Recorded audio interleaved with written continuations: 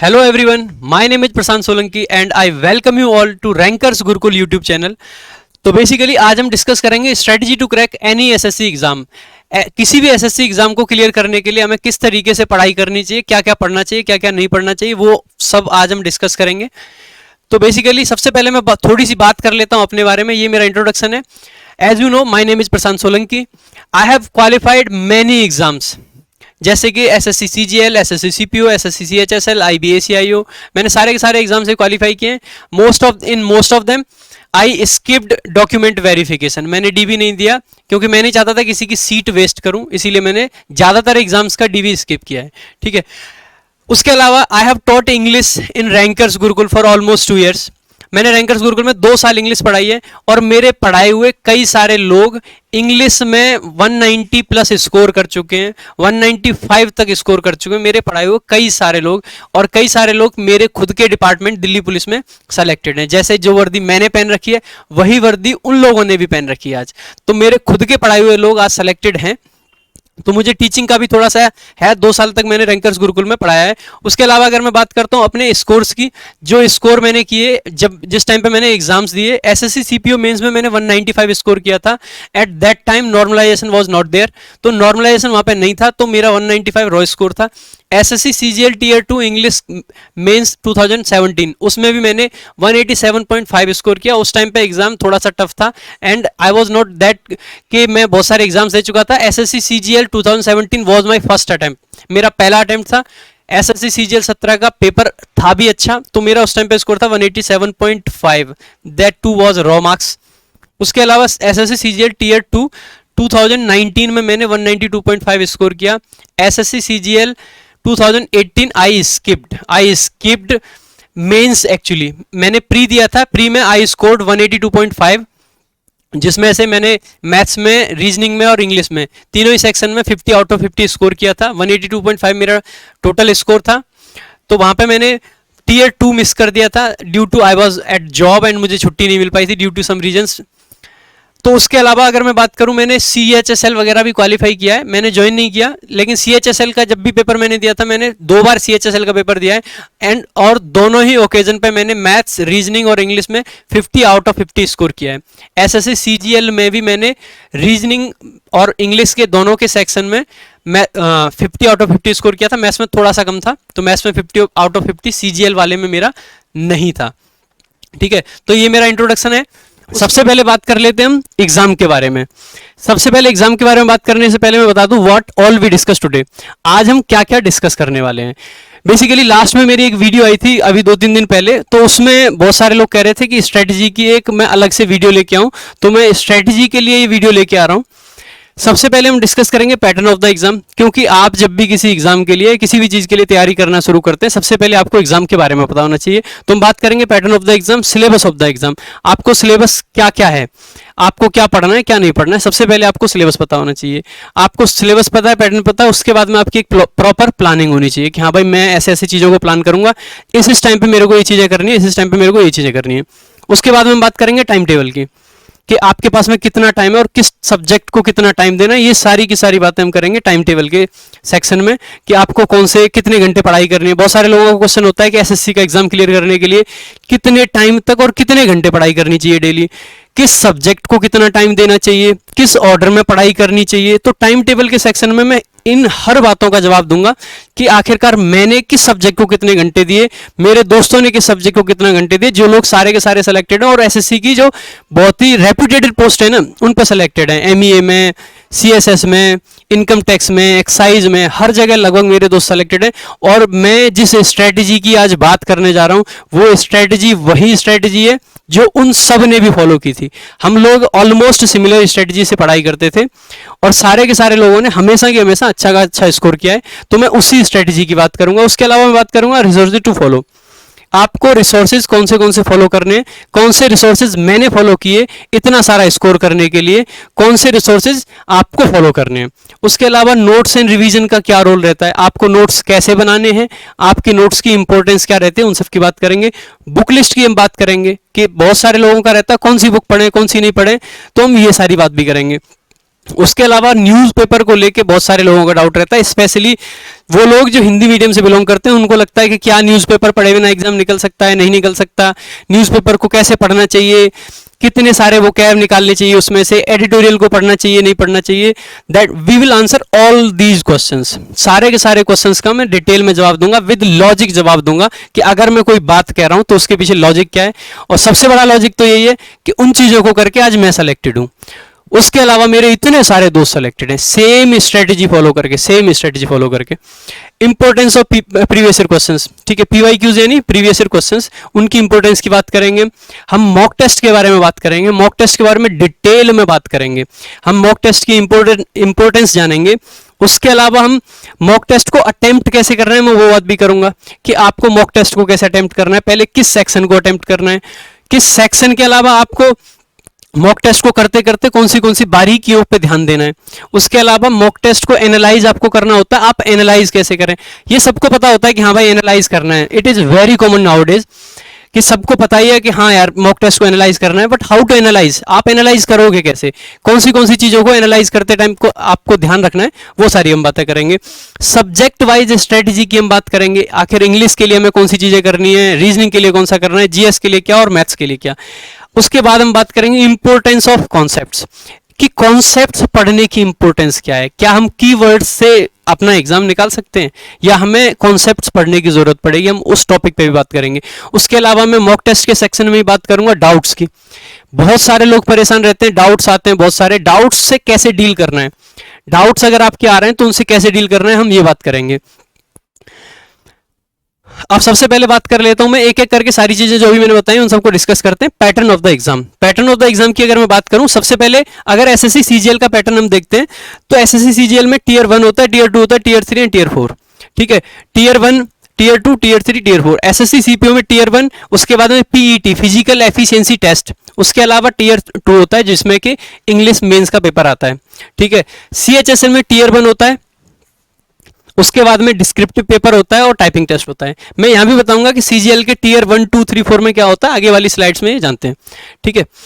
CGL और CHSL का जो टीयर 1 होता है उसका एग्जाम पैटर्न क्या होता है कि उसमें एक पेपर होता है प्रीलिम्स में, प्रीलिम्स में एक पेपर होता है जिसके 4 सेक्शन होते हैं, general intelligence and reasoning, short में रीजनिंग आप इसको बोल सकते हो, एक रीजनिंग आती है। उसके अलावा जीए जनरल अवेयरनेस या जिसको हम जीके या जीएस बोल देते हैं, ठीक है, उसके अलावा वो आता है। थर्ड सेक्शन होता है क्वांटिटेटिव एप्टीट्यूड, ठीक है, यानी कि मैथ्स, सिंपल लैंग्वेज में बोले तो मैथ्स, उसके अलावा इंग्लिश लैंग्वेज एंड कंप्रीहेंशन यानी कि इंग्लिश। टोटल हर सेक्शन के 25 क्वेश्चन होते हैं, 25 क्वेश्चन में हर एक क्वेश्चन 2 नंबर का होता है। अगर आपका क्वेश्चन सही होता है तो आपको 2 नंबर मिलते हैं, अगर आप उस क्वेश्चन को गलत कर देते हो तो आपका 0.5 मार्क्स कम कर दिया जाता है, तो यानी कि इसमें नेगेटिव मार्किंग भी होती है। टोटल मार्क्स 200 होते हैं और टोटल क्वेश्चंस 100 होते हैं, ठीक है। अब मैं बात करता हूं सीजीएल टीयर 2 एग्जाम पैटर्न की। टीयर 2 का एग्जाम पैटर्न जो है उसमें 2 पेपर होते हैं, एक होता है मैथ्स का, एक होता है इंग्लिश का। मैथ्स के पेपर में आपको नंबर ऑफ क्वेश्चंस मिलेंगे 100 और टोटल मार्क्स होंगे 200, यानी कि फिर से हर क्वेश्चन के 2 नंबर होंगे आपके। अगर आप कोई क्वेश्चन गलत करते हो तो आपका 0.5 मार्क्स काट दिया जाएगा। आपके पास में टाइम होगा 2 आवर्स का। एक बार पिछली वाली स्लाइड में बता देता हूं कि ये जो पेपर था हमारा जिसमें हमारे पास में 100 क्वेश्चन से 200 मार्क्स थे, इसमें भी हमें 60 मिनट का टाइम मिलता है, यानी कि 1 घंटे का टाइम मिलता है। लेकिन यहाँ पे मैथ्स के 100 क्वेश्चंस के लिए हमें टाइम मिलता है 2 घंटे का। 2 घंटे का टाइम होगा मैथ्स को करने के लिए, 2 घंटे का टाइम होगा इंग्लिश को करने के लिए। लेकिन इंग्लिश में नंबर ऑफ क्वेश्चंस होंगे 200 और नंबर ऑफ मार्क्स होंगे 200, यानी कि हर क्वेश्चन 1 नंबर का। अगर आप उसको गलत करते हो तो 0.25 मार्क्स आपके डिडक्ट कर लिए जाएंगे, आपके काट दिए जाएंगे। उसके अलावा सीजीएल टीयर 3 एग्जाम या फिर मैं सीएचएसएल टीयर 2, जो सीजीएल टीयर 3 का पैटर्न है the same is with CHSL tier 2, ठीक है, यानी कि डिस्क्रिप्टिव पेपर। डिस्क्रिप्टिव पेपर में क्या होता है कि आपको पेन एंड पेपर पे लिखना होता है, यानी कि ये सारा का सारा किस पे होता है, पेन एंड पेपर पे। जो बाकी के आपके टीयर 1 एंड टीयर 2 थे सीजीएल के, वो कंप्यूटर बेस्ड एग्जाम होते हैं, सीबीटी जैसे बोल देते, सीबीई जिसको बोल देते हैं, कंप्यूटर बेस्ड एग्जाम, जो कि आपका ऑनलाइन मोड में होता है, ठीक है। आपको ऑनलाइन मोड में एग्जाम देना पड़ेगा, तो कंप्यूटर पे होता है वो एग्जाम, ऑनलाइन होता है। ये जो पेपर होता है डिस्क्रिप्टिव, इसमें क्या होता है, आपको लिखना होता है, ये आपके राइटिंग स्किल्स की बात कर रहा होता है, ठीक है। अब डिस्क्रिप्टिव पेपर जो होता है वो इंग्लिश या हिंदी लैंग्वेज में हम लिख सकते हैं, जिसमें ऐसे होता है, प्रेसी होता है, लेटर होता है और एप्लीकेशन होता है, ये सारी चीजें आती हैं, ठीक है। 100 मार्क्स का होता है, अगेन आपको 60 मिनट्स मिलते हैं, यानी कि 1 घंटा मिलता है। अब हम बात करेंगे, हमने एग्जाम पैटर्न की बात कर ली, अब हमें बात करनी है सिलेबस की, कि एग्जाम के लिए हमें क्या क्या पढ़ना है, क्योंकि जब भी हम किसी भी एग्जाम को देने जा रहे हैं ना, उससे पहले हमको पता होना चाहिए कि हमारा सिलेबस क्या है। सबसे इंपॉर्टेंट पॉइंट होता है हमारी प्रिपरेशन में, सबसे इंपॉर्टेंट पॉइंट होता है कि हमें सिलेबस पता है या नहीं। जब हमें यही नहीं पता है कि हमें क्या पढ़ना है और क्या नहीं पढ़ना है, तो हम कैसे एग्जाम क्वालिफाई कर पाएंगे। तो सबसे पहला पॉइंट है मेरा कि आपको एग्जाम का पैटर्न पता होने के बाद में अगला पॉइंट होना चाहिए आपका कि आपका सिलेबस क्या है एग्जाम का, ठीक है। बात करते हैं सिलेबस की। सिलेबस में सबसे पहले अगर मैं बात करता हूं जनरल इंटेलिजेंस यानी कि रीजनिंग की, ठीक है। रीजनिंग की अगर मैं बात कर रहा हूं तो रीजनिंग को हम ब्रॉडली 2 पार्ट में बांट सकते हैं, verbal and non verbal, verbal and non verbal, ठीक है। वर्बल में ये फर्दर सब टॉपिक्स होते हैं, जिसको हम स्लॉग्स होता है, एनालॉजी होती है, कॉज एंड इफेक्ट होते हैं, वेन डायग्राम होता है, ब्लड रिलेशन होता है, ठीक है। वर्बल और नॉन वर्बल में बेसिकली डिफरेंस क्या है, वर्बल में आपको एक लैंग्वेज दी जाएगी जिसको डिकोड करके आपको बेसिकली जो भी गिवन है वो उस लैंग्वेज में गिवन है और आपको उसको डिकोड करके आपको उसका आंसर निकालना है। नॉन वर्बल में आपको विजुअल इफेक्ट्स की बात होती है। नॉन वर्बल में क्या होता है, विजुअल इफेक्ट्स की बात होती है, जहां पे आपको कुछ डायग्राम्स दिए जाएंगे, जैसे कि आपका काउंटिंग फिगर, जैसे कि आपका मिरर इमेज, ठीक है, जैसे कि आपका क्यूब एंड डाइस, ये सब आपको सामने कुछ इमेज वगैरह होगी और उससे आपको करना है। यहाँ पे आपका जो लिखा हुआ है सामने, उसमें से हमें डिकोड करना होता है, ठीक है। जैसे कि हमने यहाँ पे देखा ब्लड रिलेशन, बहुत सारी लैंग्वेज लिखी होगी, उसमें से आपको देखना है कि ये क्या पूछ रहा है और क्या बता रखा है, ठीक है। तो बेसिकली ये आपकी क्या होती है, वर्बल रीजनिंग। वर्बल में यहाँ पे आपके पास लिखा हुआ होता है और नॉन वर्बल में आपके पास में लिखा हुआ नहीं होता है, सिर्फ वहाँ पे विजुअल्स होते हैं, उससे हम डिसाइड करते हैं। बात करते हैं इंग्लिश की। इंग्लिश में हम अगर देखें बेसिकली हम 3 सेक्शन में इंग्लिश को बांट सकते हैं, ग्रामर, वोकैबुलरी एंड कंप्रीहेंशन, ठीक है। ग्रामर आप जानते हो, किसी भी लैंग्वेज के लिए सबसे पहले अगर हमें लैंग्वेज बोलनी है तो उसके छोटे छोटे उसके रूल्स होते हैं लैंग्वेज के, कि हम इस चीज़ को ऐसे यूज़ करेंगे, इस चीज़ को ऐसे यूज़ करेंगे, उसी को हम ग्रामर बोलते हैं, हिंदी में जिसको हम व्याकरण बोलते हैं, ठीक है, वही ग्रामर होती है, ठीक है। अब ग्रामर में बहुत सारे टॉपिक होते हैं, टेंस हो गया, नाउन हो गया, वर्ब हो गया, उन सबको हमें पढ़ना होता है, समझना होता है। उन सब के बेस पे हमें कुछ सेंटेंसेस दिए होते हैं जिनमें हमें एरर फाइंड करना होता है, कुछ सेंटेंसेस दिए होते हैं जिनको हमें इंप्रूव करना होता है। उसके अलावा एक्टिव वॉइस, पैसिव वॉइस, कुछ फिल इन द ब्लैंक्स भी आते हैं, ठीक है। कुछ सेक्शन वोकैबुलरी का होता है जहां पे हम वन वर्ड सब्स्टिट्यूशन की बात करते हैं। एक लाइन आपको दे रखी होगी, उस एक लाइन के लिए आपको एक शब्द बताना है, ठीक है। ईडियम फ्रेजेस होते हैं, सिनोनिम्स, एंटोनिम्स होते हैं और स्पेलिंग करेक्शन की हम बात कर रहे होते हैं। कॉम्प्रीहेंशन में क्या होता है, पहले तो कॉम्प्रीहेंशन वर्ड का मीनिंग समझ लो। कॉम्प्रीहेंशन का मतलब होता है किसी चीज को कॉम्प्रीहेंड करना, किसी चीज को समझना, यानी कि कॉम्प्रीहेंशन बेसिकली क्या है, अंडरस्टैंडिंग ऑफ अ लैंग्वेज।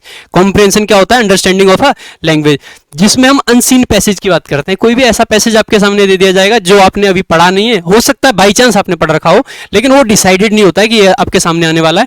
तो ऐसा पैसेज जो आप हो सकता है पहली बार देख रहे हो, उस पैसेज के बेसिस पे आपको 4, 5, 10 क्वेश्चन कुछ दे रखे होंगे और उस पैसेज को पढ़ना है और क्वेश्चंस को आपको बताना है कि इनका आंसर क्या होगा। तो बेसिकली बात कर रहा है आपकी अंडरस्टैंडिंग की, आप कितना लैंग्वेज को समझ पा रहे हो। आपके सामने इंग्लिश में कुछ लिखा हुआ, आप उसको पढ़ो और समझ के बताओ कि आखिरकार इसमें क्या लिखा हुआ है। बेसिकली अंडरस्टैंडिंग की बात है, तो कॉम्प्रीहेंशन इसको इसीलिए बोला जाता है।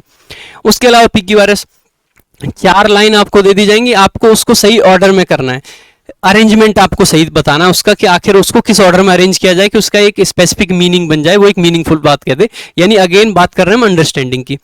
उसके अलावा होता है क्लोज टेस्ट, जिसमें कुछ ब्लैंक्स दे रखे होते हैं, एक पैसेज होता है उसमें से ब्लैंक्स दे रखे होते हैं, 10 ब्लैंक दे दिए, 10 के 4-4 ऑप्शन दे देंगे, उसमें से आपको बताना है किस ब्लैंक में कौन सा ऑप्शन सही होगा। बेसिकली ये इंग्लिश का सिलेबस होता है। इंग्लिश के सिलेबस को लेकर आगे डिटेल में बात करेंगे हम। उसके आगे होता है मैथ्स आपका। मैथ्स को हम ब्रॉडली 2 टॉपिक में बांट देते हैं, अरिथमेटिक एंड एडवांस्ड मैथ, ठीक है, arithmetic and advanced math. Arithmetic को अगर हम सब टॉपिक्स में डिवाइड करें तो that is time and distance, time and work, profit and loss, ये सारी की सारे टॉपिक्स होते हैं। मैं इन सबको पढ़ के नहीं बताऊंगा, आपके सामने स्लाइड है, यू कैन टेक स्क्रीनशॉट। मैं साइड हो जाता हूँ थोड़ा, आप इसका स्क्रीनशॉट ले सकते हो और आप इसको समझ सकते हो। मैंने जरूरी नहीं है यहाँ पे सारे के सारे सब टॉपिक्स लिख रखे हैं, ब्रॉड जो टॉपिक होते हैं, जो बड़े बड़े टॉपिक्स होते हैं, I have mentioned only those ones. Next है हमारा जनरल अवेयरनेस। जनरल अवेयरनेस की अगर मैं बात करता हूं तो इसको मैं ब्रॉडली 3 तरह से याद कर सकता हूं, 3 तरीके से मैं पढ़ सकता हूं। जनरल अवेयरनेस को 3 तरीके से पढ़ा जा सकता है। एक static GK, static GK in the sense कुछ ऐसे क्वेश्चंस होंगे जो कि फैक्चुअल होते हैं, एक फैक्ट है वो फैक्ट की तरह से आपको याद करना पड़ता है। और जो स्टैटिक जीके यूजुअली होते हैं बुक्स एंड ऑथर्स, कोई पुरानी बुक दे दी आपको, उसका ऑथर पूछ लेगा, अवार्ड्स दे दिए, ठीक है, अवार्ड्स के बारे में पूछ लेता है। अवार्ड्स यूजुअली आपके करंट अफेयर से रिलेट करते हैं, ना कि फैक्चुअल जीके से, ठीक है। जो आपके अवार्ड्स होते हैं यूजुअली ये किससे रिलेट करते हैं, करंट अफेयर से, करंट के अवार्ड्स आते हैं, ये स्टैटिक जीके में डाल दिया है। उसके अलावा इंपॉर्टेंट डेज, इंपॉर्टेंट डेज कौन सा दिन, कौन से दिन मनाया जाता है, ठीक है, ये सारी बात करता है। नेशनल पार्क्स वगैरह, कौन सा नेशनल पार्क कहाँ पे है। उसके अलावा इंपॉर्टेंट डांस फेस्टिवल्स, ये सब पूछे जाते हैं। करंट अफेयर्स में भी अगर मैं बात करता हूँ इंपॉर्टेंट स्कीम्स होती हैं। बुक्स एंड ऑथर्स भी करंट से पूछ लेता है, कोई नई बुक अगर लिखी है उसका इंपॉर्टेंट ऑथर है तो उसको करंट में पूछ लेगा। उसके अलावा पर्सन्स इन न्यूज, जो भी लोग न्यूज में होते हैं उनसे पूछ लेगा। स्पोर्ट्स से पूछ लेगा, अवार्ड्स एंड ऑनर्स, ठीक है, ये यहाँ भी मैंने मेंशन कर रखा है, ठीक है।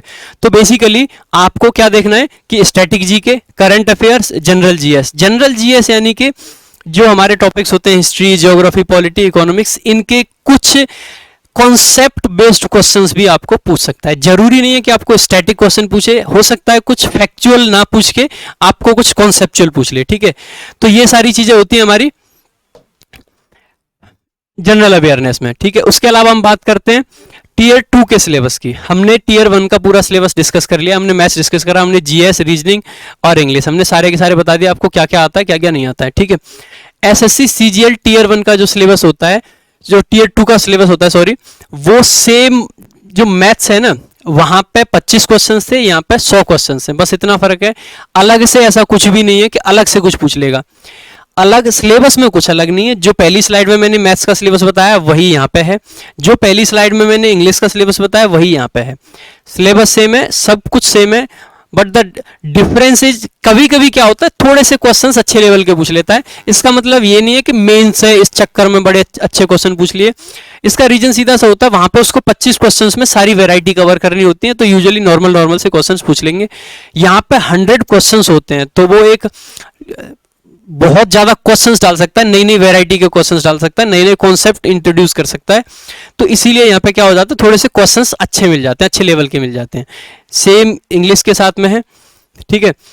उसके अलावा बात करता हूँ मैं टीयर 3 के सिलेबस की, ठीक है, या फिर मैं बात करूं CHSL टीयर 2 के सिलेबस की। तो इसमें क्या होता है, मोड ऑफ एग्जाम की अगर मैं बात करूं तो ऑफलाइन होता है, पेन एंड पेपर मोड होता है, यानी कि जहां पे आपको लिखना होता है। लैंग्वेज इज अलाउड, इंग्लिश और हिंदी लैंग्वेज अलाउड होती है। सिलेबस की अगर मैं बात करता हूं तो यहाँ पे ऐसे आता है, प्रेसी आता है, एप्लीकेशन आता है, लेटर आता है, ठीक है। पिछली बार प्रेसी को पूछ लिया था, लोग थोड़े से शॉक्ड रह गए थे, क्योंकि यूजुअली ऐसे और लेटर आपसे पूछा जाता था, लेकिन अब की बार प्रेसी को पूछ लिया तो थोड़े से शॉक्ड रह गए थे। इसीलिए सिलेबस को जानना जरूरी है। आप सिंपल ऐसे नहीं कर सकते, हाँ भाई ऐसे आ रहा है और लेटर आ रहा है इसी को करते जाओ। तो आपको पता होना चाहिए आपके सिलेबस में प्रेसी भी है तो प्रेसी भी आ सकता है, ठीक है। उसके अलावा अगर मैं बात करता हूँ मार्क्स की, तो ये पेपर होता है 100 मार्क्स का और टाइम अलॉटेड होता है इसके लिए 60 मिनट्स, टाइम अलॉटेड होता है इसके लिए 60 मिनट्स, ठीक है। आगे अगर मैं बात करता हूँ SSC CGL टीयर 4 की, टीयर 4 का सिलेबस क्या होता है, ये स्किल टेस्ट बोलते हैं इसको। इसमें एक तो अगर मैं लैंग्वेज अगर नॉर्मल यूज करूं, मोटी मोटी बात बताऊं आपको, तो एक तो होता है इसमें क्या कि आपकी टाइपिंग होती है, जो DEST लिखा है ना, डाटा एंट्री स्पीड टेस्ट। तो बेसिकली ये डाटा एंट्री का मतलब है आप किसी डाटा को कितनी जल्दी से एंटर कर सकते हो, यानी कि आपकी स्पीड टेस्ट कर रहा होता है। 2000 वर्ड होते हैं, 15 मिनट्स में आपको लिखने पड़ते हैं, ठीक है। उसके अलावा होता है आपका CPT, कंप्यूटर प्रोफिशिएंसी टेस्ट, जिसमें आपको वर्ड प्रोसेसिंग, स्प्रेडशीट्स और ये जनरेशन ऑफ स्लाइड्स की बात कर रहा होता है, एक्सेल वगैरह की, ठीक है।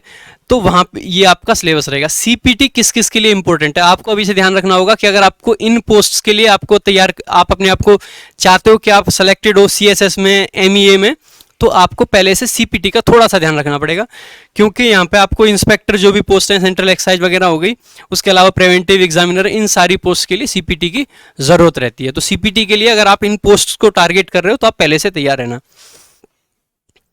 अब तक तो मैंने बात वो की जो कि किसी के लिए भी नई नहीं थी। ये सारा का सारा सिलेबस कहीं ना कहीं आपको SSC की साइट पे भी मिल जाएगा।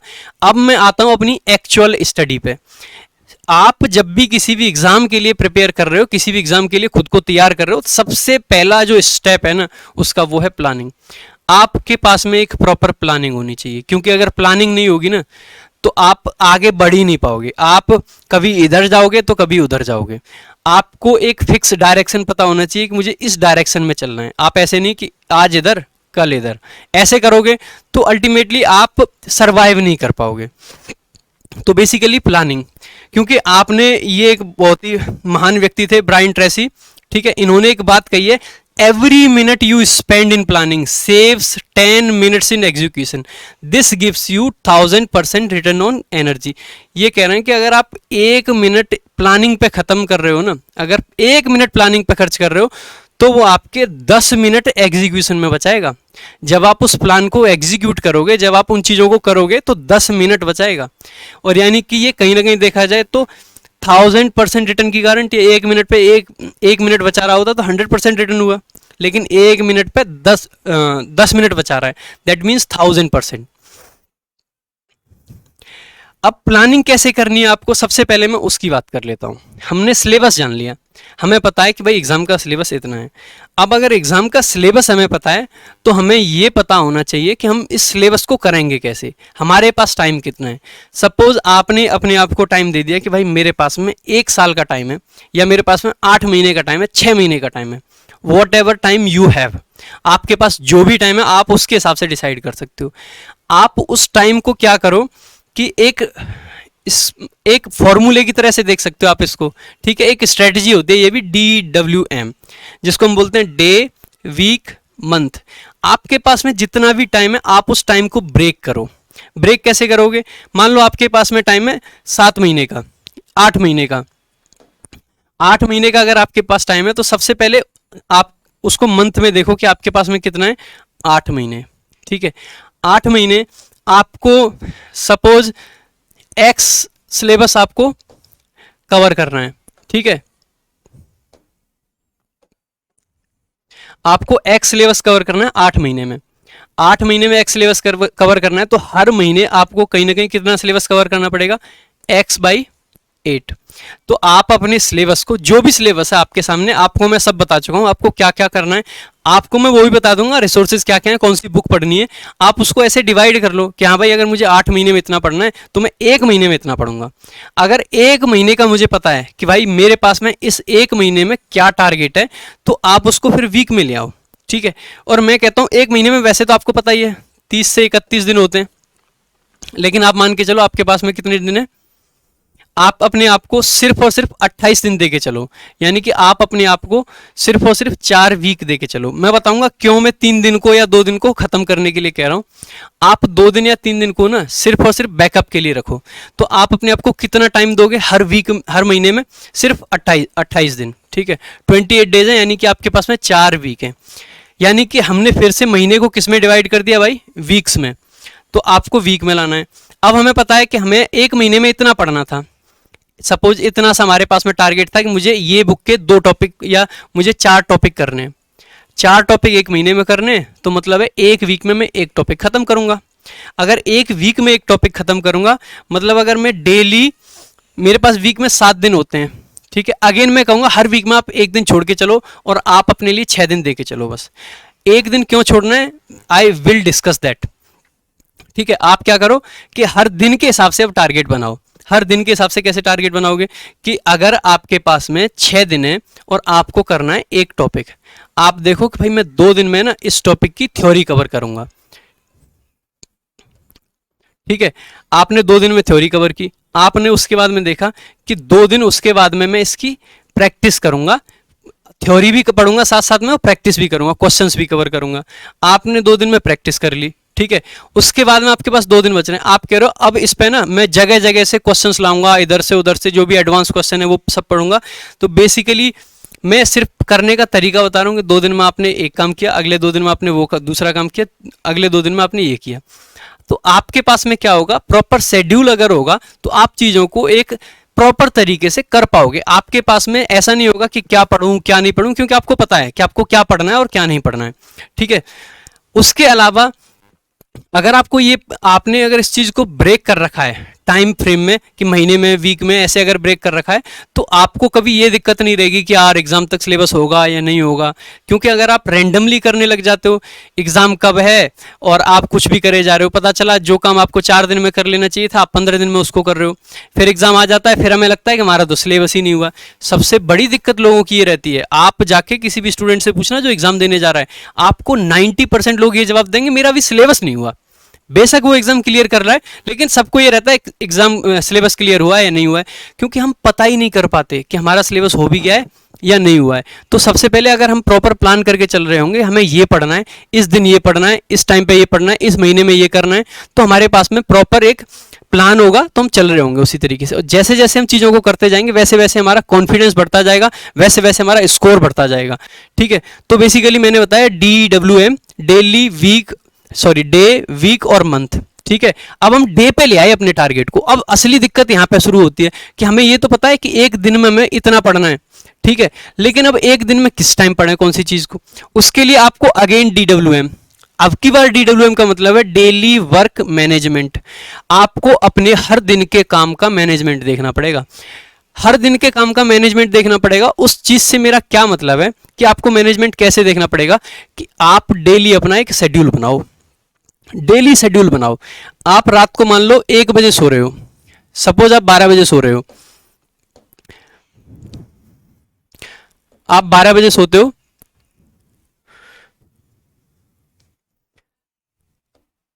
12 बजे सोने से पहले मैं कहता हूं 11:30 बजे आप अपनी पढ़ाई लिखाई से फ्री हो जाओ, और फ्री होके आप क्या करो, आधा घंटा अपने आप को दो, अपने नेक्स्ट डे को दो।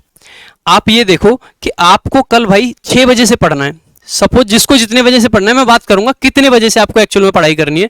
मान लो आपको सुबह 6 बजे से पढ़ाई शुरू कर देनी है, तो आप देखो आप 6 बजे क्या पढ़ोगे। आप क्या सुबह बैठ के ये डिसाइड करोगे कि यार अब मैं जग तो गया लेकिन पढ़ूं क्या, दैट विल कंज्यूम टाइम, आपका टाइम जाएगा। और वो टाइम जो होता है ना, वो बहुत ही प्रेशियस टाइम होता है, आप उसको ऐसे ही नहीं खो सकते। तो आपको सबसे पहले जब आप सुबह उठ रहे हो ना, तो एक प्रॉपर माइंड सेट के साथ उठो, आप एक गोल के साथ उठो। अगर आप रात को प्लान करके नहीं सोओगे, आप अपने डेली का वर्क मैनेजमेंट करके नहीं सोओगे, तो आप सुबह एमलेसली उठोगे।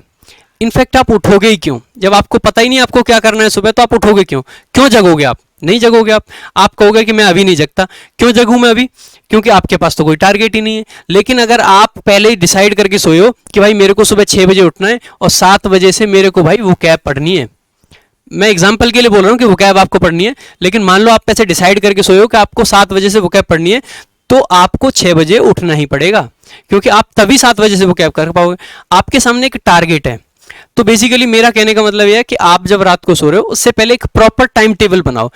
टाइम टेबल के बारे में वी विल डिस्कस कि आपको टाइम टेबल कैसे बना सकते हो, आप कौन से टाइम पे आपको पढ़ाई करनी चाहिए। तो टाइम टेबल से रिलेटेड कुछ लोगों के क्वेश्चंस थे, वो मैंने कॉमन से क्वेश्चंस ही कुछ आपके उठा लिए, तो मैंने सोचा आपके उन्हीं क्वेश्चंस को मैं पहले आंसर कर देता हूं, उसके बाद में हम बात करेंगे कि डेली वर्क मैनेजमेंट से और टाइम टेबल से मेरा क्या मतलब है कहने का। बात करते हैं उन जनरल क्वेश्चंस की जो बहुत सारे एसएससी एस्पायरेंट्स के होते हैं, जो लोग तैयारी कर रहे होते हैं, उनके दिमाग में बहुत सारी चीजें रहती हैं, या तैयारी स्टार्ट करते टाइम पे बहुत रहता है कि एसएससी एग्जाम्स के लिए कितने घंटे पढ़ना जरूरी है, कितने घंटे पढ़ाई करें कि हमारा सिलेक्शन हो जाए। 8 से 10 घंटे की ऑनेस्ट स्टडी, ऐसा नहीं है कि आपने 8 से 10 घंटे तो पढ़ाई कर ली लेकिन उसमें आपने 4 घंटे इधर निकाल दिए, 4 घंटे उधर निकाल दिए, वैसे नहीं। 8 से 10 घंटे की आपको डेडिकेटेड स्टडी करनी ही पड़ेगी अगर एसएससी का एग्जाम विद इन 1 ईयर आपको क्लियर करना है। ठीक है, तो 8 से 10 घंटे पढ़ना पड़ेगा। अगर कोई बहुत ही ज्यादा हार्ड वर्किंग बंदा है जिसको लगता है मेरे पास तो और भी टाइम है, बाकी टाइम में मैं क्या करूं, तो आप 12 घंटे तक जा सकते हो। उससे ज्यादा जाओगे तो आप उतना आउटपुट नहीं निकाल पाओगे। जो काम आप 8 घंटे में कर सकते हो सकता है वो काम आप 16 घंटे में भी ना कर पाओ। ठीक है, तो ज्यादा आपको पढ़ाई नहीं करनी है, सिर्फ आपको 8 से 10 घंटे भी अगर आप पढ़ते जाओगे, ऑनेस्ट स्टडी की बात कर रहा हूं मैं, तो आप ये एग्जाम क्लियर कर जाओगे विद इन 1 ईयर। अब बात करते हैं किस सब्जेक्ट को कितना टाइम दें, किस सब्जेक्ट को कितना टाइम देना है। ये क्वेश्चन वेरी करता है person to person.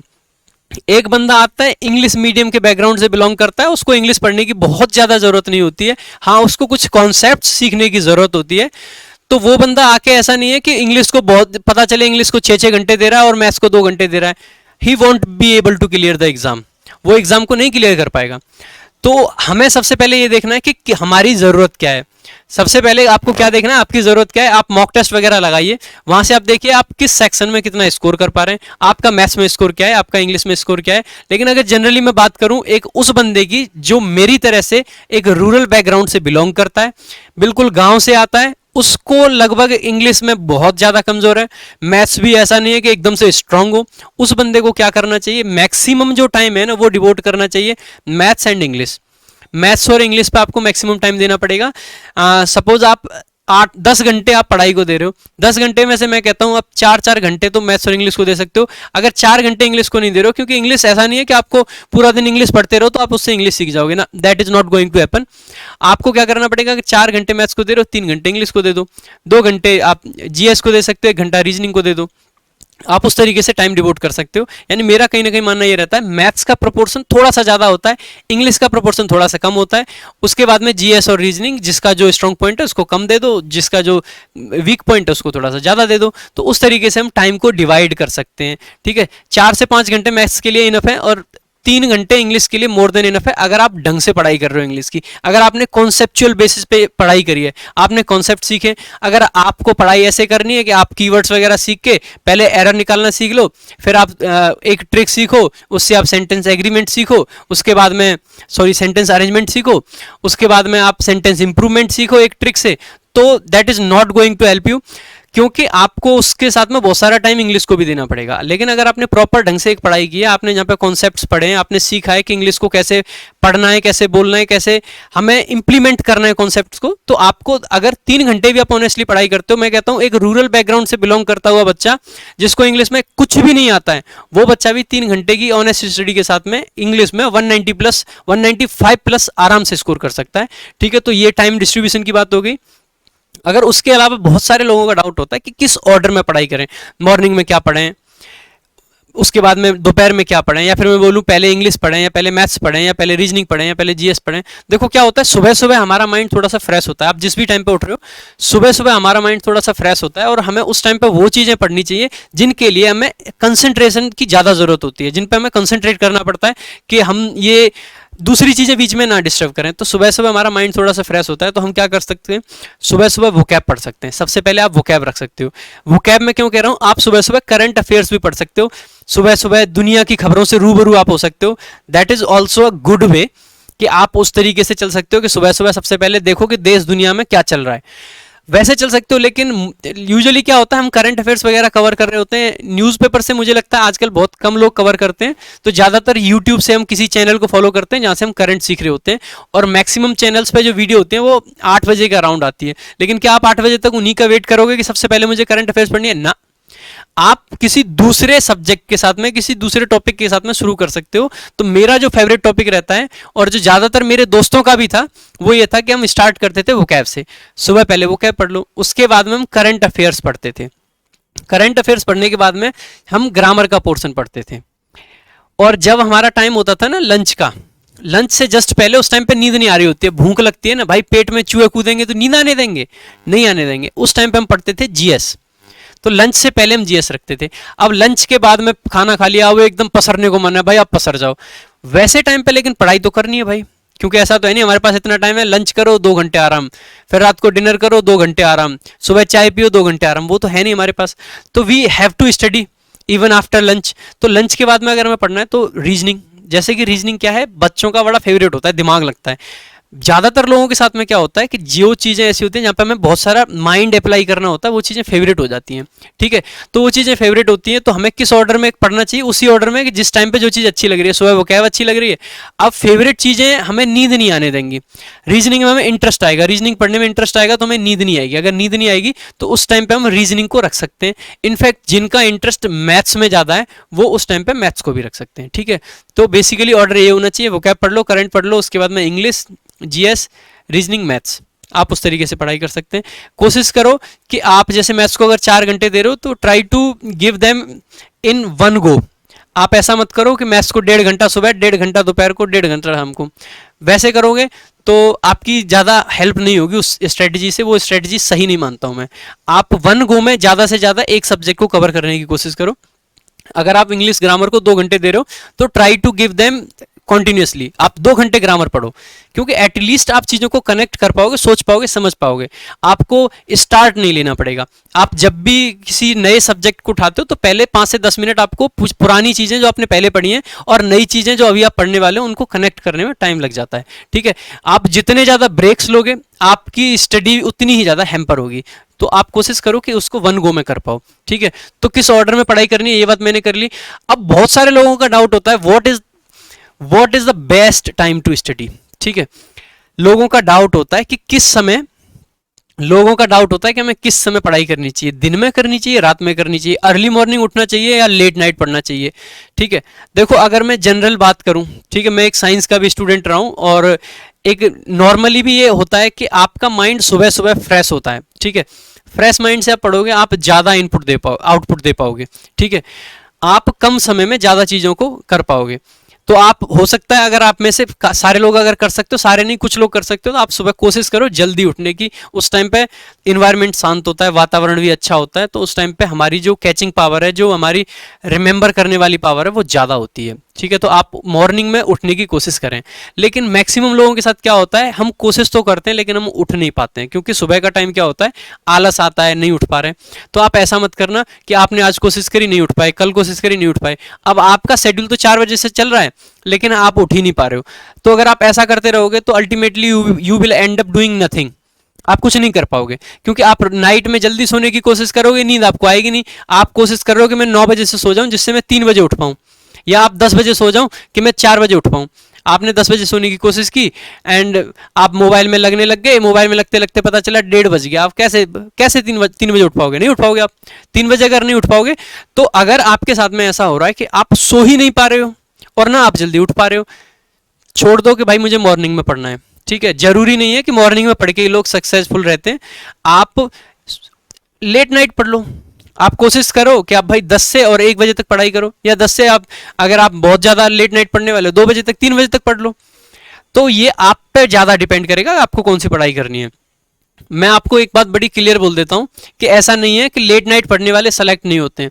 Late night पढ़ने वालों का भी सिलेक्शन होता है, अर्ली मॉर्निंग पढ़ने वालों का भी सिलेक्शन होता है। ठीक है, तो दोनों, अगर बेटर टाइम की मैं बात करूंगा तो better time is always morning. आप मॉर्निंग में पढ़ाई करो जल्दी उठ के। लेकिन क्योंकि आज की जनरेशन ऐसी है कि जनरेशन थोड़ी सी लेट चल रही है, जहां पर हमें 4 बजे उठना चाहिए हम 8 बजे उठते हैं, तो आप उसको अगर 8 बजे उठ रहे हो तो 2 बजे तक पढ़ाई करो। ठीक है, 6 घंटे की नींद मोर देन सफिशिएंट है एक स्टूडेंट लाइफ में। एक स्टूडेंट लाइफ में एक बंदे के लिए 6 घंटे की नींद बहुत है। आपको ऐसे नहीं है कि आपको भाई 8 घंटे 9 घंटे सो रहे हैं, बिल्कुल मत सोना भाई। लगता है जितना सोओगे ना यार, नींद ऐसी चीज है जितना सोओगे उतनी ज्यादा आती जाएगी, तो ज्यादा सोने की जरूरत नहीं है। 6 घंटे बहुत होते हैं। इनफैक्ट मैं कहता हूँ 5 घंटे भी अगर सोगे तो काम चल जाएगा, आपका कुछ नहीं बिगड़ने वाला है, हेल्थ भी अच्छी रहेगी, सब कुछ अच्छा रहेगा। लेकिन हाँ, 6 घंटे आपके मैक्स टू मैक्स होने चाहिए। अब मैं बात करता हूँ how to maximize your output. आपने 8 घंटे 10 घंटे पढ़ाई तो की, लेकिन आप उसको मैक्सिमाइज कैसे कर सकते हो, कैसे आपका आउटपुट ज्यादा निकले। आपने 8 घंटे का टाइम तो लगा दिया, लेकिन 8 घंटे में आप 12 घंटे की पढ़ाई कैसे कर सकते हो, मैं वो बात करता हूं। तो सबसे पहले अगर हमें 8 घंटे में अच्छे से पढ़ाई करनी है, लंबा हमें ज्यादा से ज्यादा आउटपुट निकालना है, तो आपको मैं पहले भी थोड़ा सा मैंने हिंट दी थी कि आपको क्या करना है। रात को सोने से पहले एक प्रॉपर शेड्यूल बनाना है, जिसकी बात करता हूं मैं DWM। तो अगेन मैं DWM की ही बात यहां पे कर रहा हूं। मैं कह रहा हूं रात को सोने से पहले ना आप you should spend at least half an hour, आपको एटलीस्ट आधा घंटा तो स्पेंड करना चाहिए अपने दिन की प्लानिंग पे। अब जैसे मैंने प्लानिंग की बात की थी ना, प्लानिंग ऐसा नहीं है कि हमने पहले दिन SSC के लिए बैठे प्लानिंग कर ली एंड दैट्स ऑल, ऐसा बिल्कुल भी नहीं है। आपको हर दिन प्लान करना है। हर दिन कैसे, आप अगर आधा घंटा लगा रहे हो ना प्लान करने पे, यकीन मानिए आप 8 घंटे को, जो घड़ी के हिसाब से 8 घंटे, आप आउटपुट के हिसाब से उसको 16 घंटे में कन्वर्ट कर सकते हो, अगर आपकी प्लानिंग प्रॉपर है। तो प्लानिंग प्रॉपर कैसे करनी है आपको, आधा घंटा आप लगा सकते हो, आधा घंटा नहीं लगा रहे 20 मिनट लगा सकते हो। आप बैठो, आप प्रॉपर प्लान लिखो, भाई मुझे 6 बजे उठना है। सपोज एक बंदा ऐसा है जिसको 6 बजे उठना है, 6 बजे, ठीक है, 6 से 1 घंटे में आपको फ्रेश फ्रेश होना है, नहाना धोना है, वो सारे काम करने हैं, ब्रश वगैरह करना है। 7 बज गए, अब आप यहाँ पे लिखो कि भाई मुझे 7 बजे से, सपोज आपको क्या पढ़ना है, वोकैब पढ़नी है। आप वोकैब में भी फर्दर ये लिखो कि आपको वोकैब कौन सी बुक से पढ़नी है। मैंने जैसे लिख ली एग्जाम्पल के लिए SP बख्शी, ठीक है, एसपी बख्शी से पढ़नी है। आप ये भी लिखो कि एसपी बख्शी से आपको क्या पढ़ना है, आपको पढ़ने वन वर्ड सब्स्टिट्यूशन। मैं एग्जांपल दे रहा हूं, आपको वन वर्ड सब्स्टिट्यूशन पढ़ने। आप ये भी इसमें फर्दर लिखो कि वन वर्ड सब्स्टिट्यूशन में क्या पढ़ना है मुझे। वन वर्ड सब्स्टिट्यूशन में मुझे क्या पढ़ना है, जैसे मान लो मुझे पर्सन्स के बारे में पढ़ना है, उसमें कैटेगरीज बना रखी हैं कि किस टाइप के पर्सन्स होते हैं। मान लो मुझे पर्सन्स के बारे में पढ़ना है, मुझे टोटल 80 वन वर्ड आज पढ़ने हैं। याद करने कैसे याद करने, वी विल डिस्कस दैट कि वन वर्ड कैसे याद हो जाते हैं। वो कैब को इतने आसानी से याद करने का तरीका क्या है जिसको आप हमेशा के लिए यूज भी कर पाओ, सारी चीजें कर पाओ। हम उन सब चीजों की भी बात करेंगे। लोग कॉम्प्रिहेंशन नहीं कर पा रहे होते हैं कि रीडिंग कॉम्प्रिहेंशन नहीं होता है, नींद आती है। मैं बताता हूं, अगर आपने ढंग से इंग्लिश पढ़ी है ना, अगर आपको ढंग से इंग्लिश पढ़ाई गई है तो आप रीडिंग कॉम्प्रिहेंशन के लिए अलग से आपको ट्रिक सीखने की जरूरत नहीं है, आपको वोकैब के लिए ट्रिक सीखने की जरूरत नहीं है। आप ऐसे ही कर सकते हो, सिंपल। ठीक है, तो बेसिकली मैं बात कर रहा था कि आप सीधा सीधा अपने शेड्यूल में क्या करो, सारी चीजें लिख लो। वोकैब करना है, एसपी बख्शी से करना है, वन वर्ड सब्स्टिट्यूशन करना है। वन वर्ड सब्स्टिट्यूशन में फर्दर आपको पर्सन्स के बारे में बात करनी है, उसमें भी आपको 80 वर्ड याद करने हैं। मैं सिर्फ एग्जांपल के लिए लिख रहा हूं। अगर आपकी कैपेसिटी 40 वर्ड की है 40 लिखो, अगर आपकी कैपेसिटी 200 वर्ड की है 200 लिखो। ठीक है, मैं सिर्फ एग्जांपल दे रहा हूं। ठीक है, तो इससे पता है क्या होगा, हमने वोकैब, जैसे हमने टारगेट बनाया भाई हमें सुबह 7 से 8 तक वोकैब पढ़नी है। अब वोकैब तो पढ़नी है, सबसे पहले तो 7 बजे हम सोचेंगे यार आज वोकैब कौन सी पढूं, ब्लैक बुक उठाऊं, एसपी बख्शी उठाऊं, मैं कौन सी नीतू मेम वाली बुक उठाऊं या कौन सी बुक उठाऊं। हमें सबसे पहले तो 10 मिनट तो हम इसी में खराब कर देंगे, 10 क्या 20-20 मिनट लोग खराब कर देते हैं, क्या पढ़े क्या नहीं। ये बुक उठाई, अरे यार इसमें मजा नहीं आ रहा, आज वन वर्ड में मजा नहीं आ रहा, वन वर्ड नहीं पढ़ूंगा मैं, आज मैं ईडियम्स एंड फ्रेजेस पढ़ूंगा। हम ऐसे करते हैं, टाइम खराब करते हैं। हमें टाइम खराब ही नहीं करना है, मैं कह रहा हूं हमें 8 घंटे में 16 घंटे का काम करना है भाई। ठीक है, तो बेसिकली आपको क्या करना है, सब कुछ पहले से फिक्स है। आपको 7 बजे कुछ सोचना ही नहीं है, आप 7 बजे आओ, अपनी चेयर पे बैठो, फटाक से आपको पता है, आप एक पेज लो, उस पर प्रॉपर लिखो सारी चीजें। ठीक है, रात को ही लिख लो, इतने बजे ये, इतने बजे ये, इतने बजे ये, इतने बजे ये, इतने बजे ये, सारी चीजें लिख लो। उस पेज को जहां भी आप बैठ के पढ़ाई करते हो वहां पे चिपका दो, चिपका दो, किसी पिन से लगा दो या जो टेम्परेरी चिपकाने वाली चीज होती है उनसे चिपका दो। ठीक है, और सुबह जैसे ही 7 बजते हैं आप बैठ जाओ, अच्छा एसपी बख्शी ये वन वर्ड सब्स्टिट्यूशन फटाक से खोले, याद करने लग जाओ। अब आपको ये भी पता है भाई 80 पढ़ने पड़ेंगे, 1 घंटे का टाइम है, क्योंकि भाई 8 बजे से तो मेरी करंट की वीडियो शुरू हो जाएगी। तो आपके ऊपर एक प्रेशर है, आपके ऊपर कुछ ऐसा है जो आप पे इंपोज कर रहा है।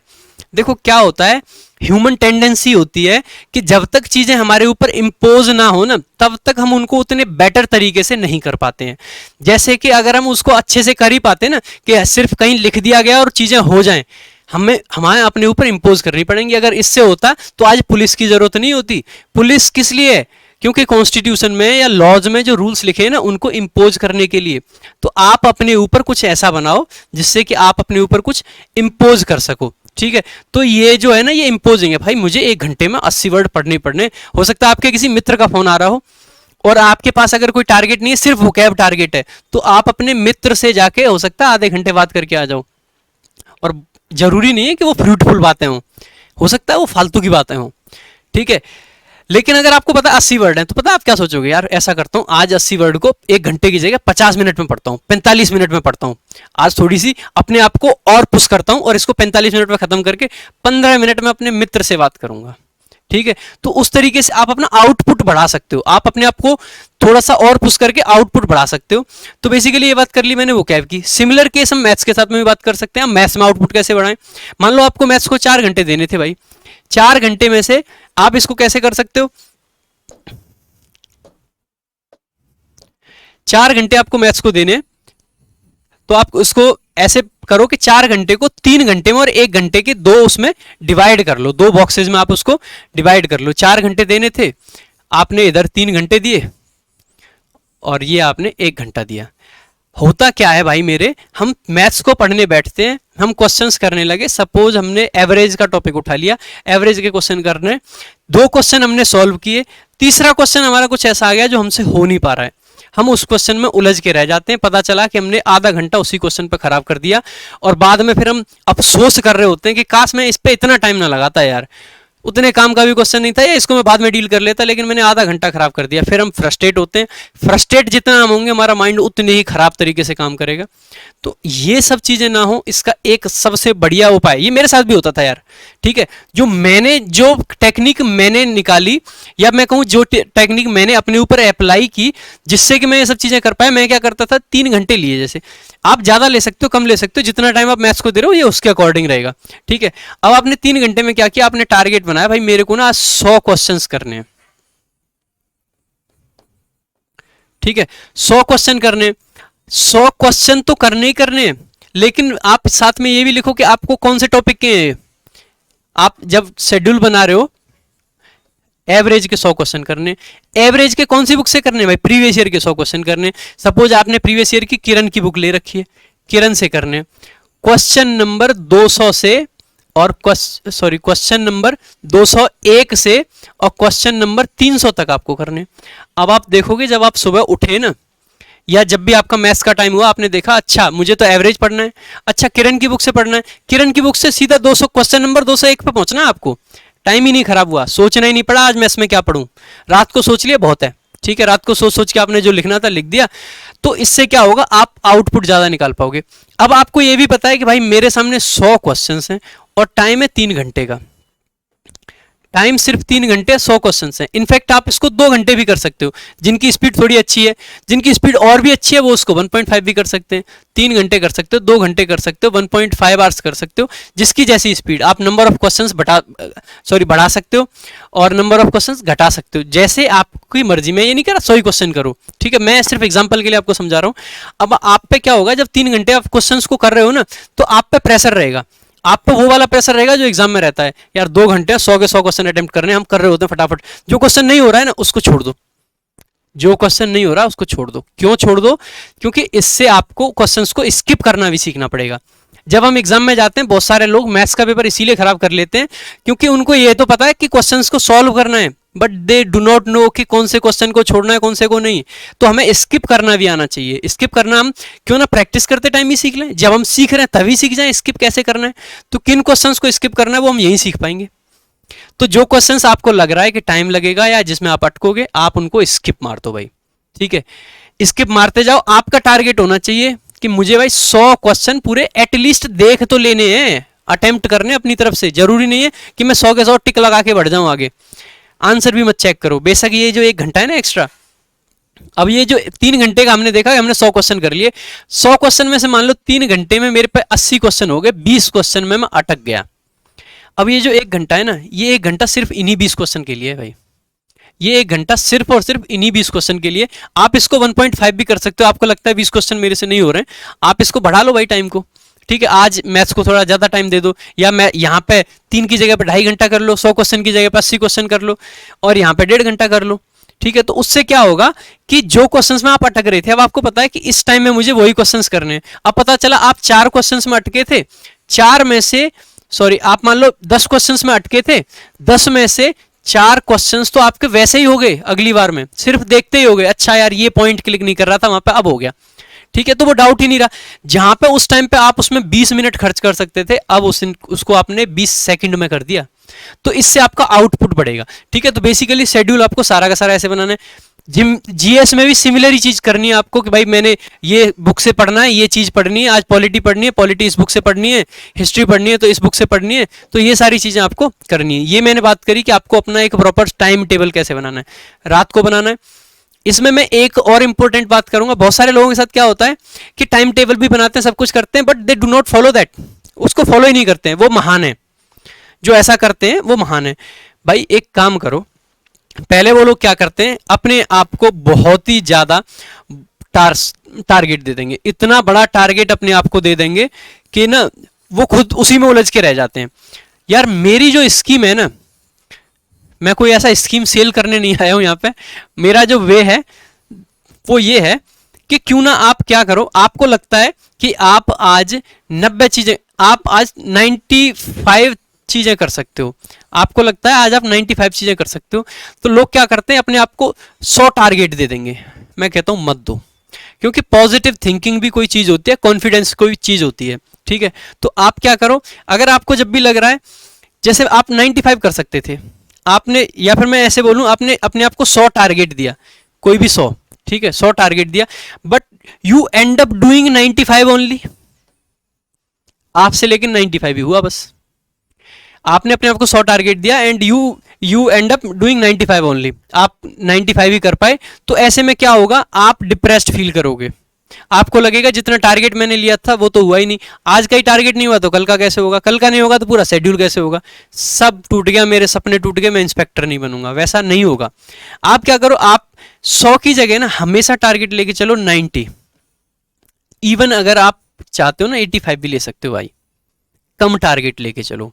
क्या होगा, देखो मान लो आपने 90 टारगेट लिया था, ठीक है, सपोज जो आपका टारगेट था दैट वाज 90, अगर आपका 90 टारगेट था और आपने 95 कर लिया, तो आपको ना जब नाइट में आप सो रहे होगे एक कॉन्फिडेंस फील होगा कि यार मैंने इतना डिसाइड किया था उससे ज्यादा करके सो रहा हूं, अब तो मैं ज्यादा करके सो रहा हूं, अब तो मैं इंस्पेक्टर बन के ही मानूंगा, ठीक है, तो आप उस कॉन्फिडेंस से कह पाओगे कि हाँ अब मैं इंस्पेक्टर बनने वाला हूं, क्योंकि मैं जितना सोच रहा हूं उससे ज्यादा कर पा रहा हूं भाई, ये तो जादू हो गया।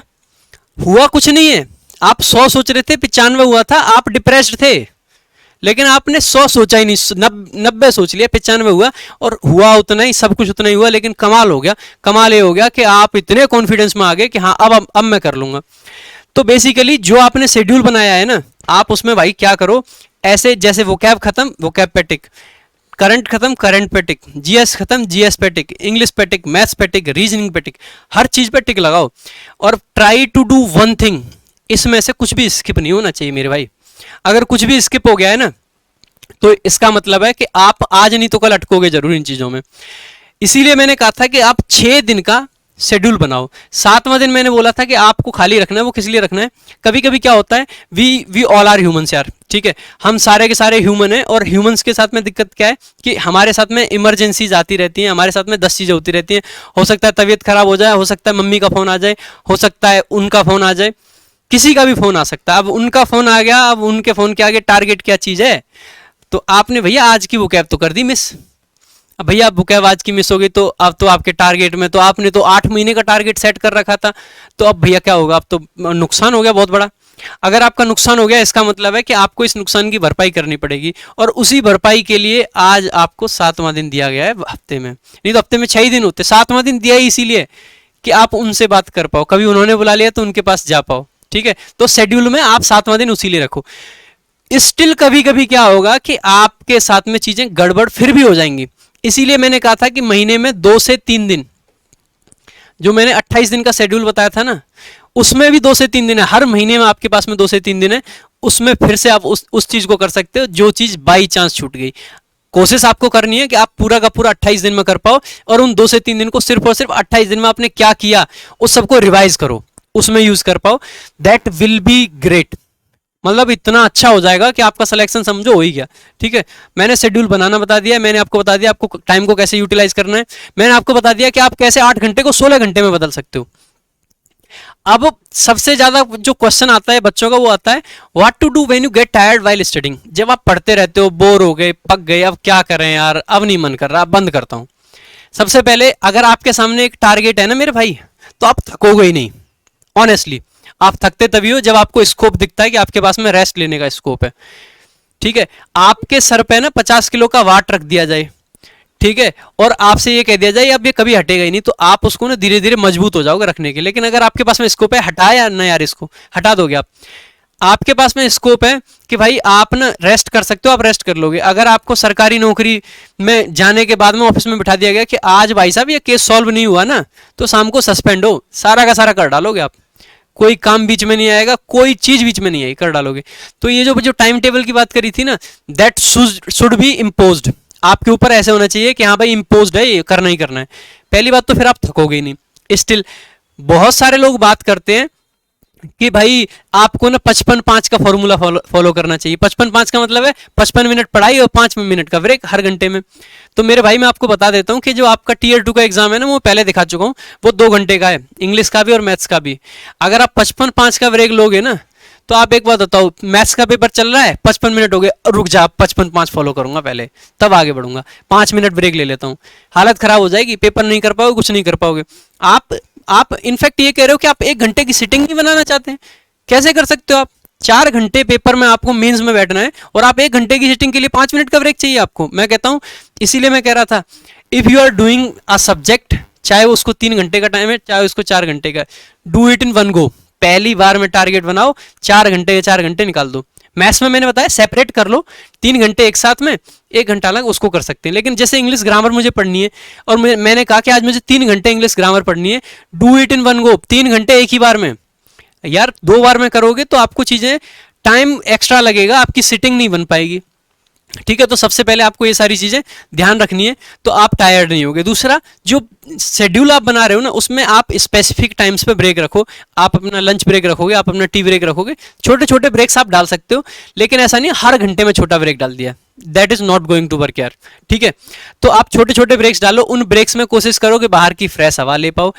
अगर आप मोबाइल पे बात करना चाहते हो तो उसको वहां पे लेके बैठे मत रहो। ठीक है, अगर किसी से बात भी करनी है, अपनी सीट छोड़ो, जहां भी बैठ के पढ़ रहे हो, घर में, लाइब्रेरी में, वेयर एवर, ठीक है, आप वहां से खड़े हो, एटलीस्ट आपको एक चेंज मिलेगा, एक इन्वायरमेंट चेंज मिलेगा। जहां पे आप बैठ के पढ़ रहे थे वहां से और बाहर से 10 मिनट के लिए बाहर घूम के आओ, तब आके बैठो। लेकिन घूमना सिर्फ और सिर्फ ब्रेक टाइम में, पढ़ाई के टाइम में नो घूमना। ठीक है, आगे बात करता हूं मैं resources to follow. Resources to follow की अगर मैं बात करूं तो सबसे पहली बात करूंगा, चूज योर एजुकेटर। ठीक है, आप सबसे पहले ये देखो कि आपको पढ़ना किससे है। ठीक है, एक बार जब आपने डिसाइड कर लिया ना कि मुझे इससे पढ़ना है, भाई उसी से पढ़ो, और ज्यादा से ज्यादा 2 एजुकेटर फॉलो करो, एट मोस्ट 2। ऐसा नहीं है कि इसने भी पढ़ा दिया, एक्स ने अच्छा पढ़ाया, एक्स से पढ़ो, वाई ने पढ़ाया, वाई से पढ़ो, जेड से पढ़ो, सबसे पढ़ लो। ठीक है, सारे सारे से पढ़ लो और फिर कुछ मत करो, खुद से करो। ज्यादा से ज्यादा 1-2 लोग, मैं एट मोस्ट 2 लोगों को फॉलो कर सकते हो आप एक सब्जेक्ट में। ऐसा मत करना इंग्लिश के लिए भी मैथ्स वालों को फॉलो करने लग जाओ कि सर ने कहा था 2 ही लोगों को फॉलो करना है, एक रीजनिंग वाले कर लिए, एक मैथ्स वाले। अब इंग्लिश के लिए तो करोगे नहीं, एक सब्जेक्ट के लिए 2 लोग। ठीक है, इंग्लिश के लिए इंग्लिश वालों को फॉलो करो, मैथ्स के लिए मैथ्स वालों को फॉलो करो। ठीक है, एक सब्जेक्ट के लिए एट मोस्ट 2। इंग्लिश के लिए तो मैं कहता हूँ 2 करना भी मत, एक ही बहुत है। मैथ्स के लिए आप कर सकते हो, बिकॉज मैथ्स कहीं ना कहीं 2 बड़े टॉपिक हैं, एक एडवांस है, एक अर्थमेटिक है, तो वहां पे आप कर सकते हो। तो सबसे पहले, और एक बार जब जिसको फॉलो कर लो ना भाई, उस पर ना ट्रस्ट दिखाओ। चीजें ओवरनाइट नहीं होती हैं। ऐसा नहीं है कि आज हमने सोचा कि हम इसको फॉलो करते हैं और कल से हम सीख गए और हमारा एग्जाम क्वालिफाई। ठीक है, थिंग्स विल टेक टाइम यार। ठीक है, आपको सीखने में टाइम लगेगा, आपको एग्जाम क्वालिफाई करने में टाइम लगेगा। जिसको आप फॉलो कर रहे हो, ट्रस्ट हिम, उसको ट्रस्ट करना ही पड़ेगा। आप उसको फॉलो कर रहे हो, किसी रीजन के लिए कर रहे हो, एक बार फॉलो करना शुरू कर दो, ट्रस्ट करो और उसी को फॉलो करते रहो। उसके बाद में बात करते हैं नोट्स और रिवीजन की। तो नोट्स से मेरा मतलब है कि जब भी आप नोट्स बना रहे हो, ठीक है, तो आप जिस भी एजुकेटर को फॉलो कर रहे हो, आप उसकी क्लास में प्रॉपर नोट्स बनाओ। आप नोट्स बना के आप जब सेल्फ स्टडी करने जाते हो, तो जो भी चीजें क्लास में बोल दी जाती हैं, जिनको लिखाया नहीं जाता है, जिनको सिर्फ बता दिया जाता है, उनको ट्राई करो कि उनको भी आप ऐड कर पाओ अपने नोट्स में कहीं ना कहीं, जिससे कि जब हम रिवीजन कर रहे होते हैं ना, तो उस टाइम पे हमें चीजें याद रहें। कभी कभी क्या होता है, हमने नोट्स बना लिए, लेकिन जब हम 4 महीने बाद उन नोट्स को देखते हैं ना, तो हमें खुद ही नहीं समझ आता ये क्यों किया था, ये सर ने क्या कराया था। ठीक है, तो अगर आपने उन सब चीजों को ऐड कर रखा है, तो आप उन चीजों को भूलोगे नहीं और आप उन चीजों को देख पाओगे, अच्छा ये इसलिए बताया था। तो try to add those things. दूसरा, नोट्स की इंपॉर्टेंस क्या है भाई? नोट्स सबसे ज्यादा इंपॉर्टेंट होते हैं जब भी आप एग्जाम देने जा रहे हो और आपको भाई परसों एग्जाम है, आपको इंग्लिश रिवाइज करनी है, तो आप क्या रिवाइज करोगे इंग्लिश में? इतनी मोटी टेक्स्ट बुक उठाओगे? इतनी मोटी मोटी बुक्स हैं आजकल, लोगों ने बना दी इतनी मोटी मोटी इंसाइक्लोपीडिया बना रखे हैं पूरे के पूरे इंग्लिश के, उनको रिवाइज करोगे ना? यू कैन नॉट, आप कर ही नहीं सकते, आप चाहोगे तो भी नहीं कर पाओगे। आप क्या रिवाइज करोगे? आप अपने नोट्स रिवाइज करोगे। नोट्स से पता है क्या फायदा रहता है? हमने जो लिखा है ना, जो चीज हमने खुद लिखी है, उसको रिवाइज करने में हमें टाइम भी नहीं लगेगा। ठीक है, वही सेम चीज किसी और ने लिखी है, उसको पढ़ने में टाइम बताओ, और वही चीज हमने खुद लिखी है, उसको पढ़ने में टाइम बताओ। आपने जो खुद लिखा है ना, उसको पढ़ने में ही टाइम कम लगेगा यार। समझना तो दूर की बात है, समझने में तो ऑब्वियसली टाइम कम लगेगा ही, लेकिन जो हमने खुद लिखा है उसको पढ़ने में भी हमें कम टाइम लगेगा। तो बेसिकली नोट्स को रिवाइज करना आसान होता है इसीलिए। और रिवीजन की इंपॉर्टेंस आप कभी निगलेक्ट कर ही नहीं सकते यार। रिवीजन इतना जरूरी है, आप एग्जाम देने जाओगे उससे पहले रिवाइज करना है, आप कोई मॉक टेस्ट लगाना चाहते हो उससे पहले रिवाइज कर सकते हो भाई। अब बात करते हैं बुक लिस्ट की। ठीक है, अगर मैं बुक लिस्ट की बात करूं, बहुत सारे लोगों का रहता है बुक लिस्ट बता दो, आपने कौन सी फॉलो करी, कौन सी हमें फॉलो करनी चाहिए। तो मैं सारी बात बता देता हूं। अगर मैं मैथ्स की बात करता हूं, तो मैथ्स में आपको प्रीवियस ईयर चीजें कवर करनी है, सबसे ज्यादा जरूरी है। आप जो भी एजुकेटर फॉलो कर रहे हो, उसके अलावा जो आपको करना है, that is previous year questions.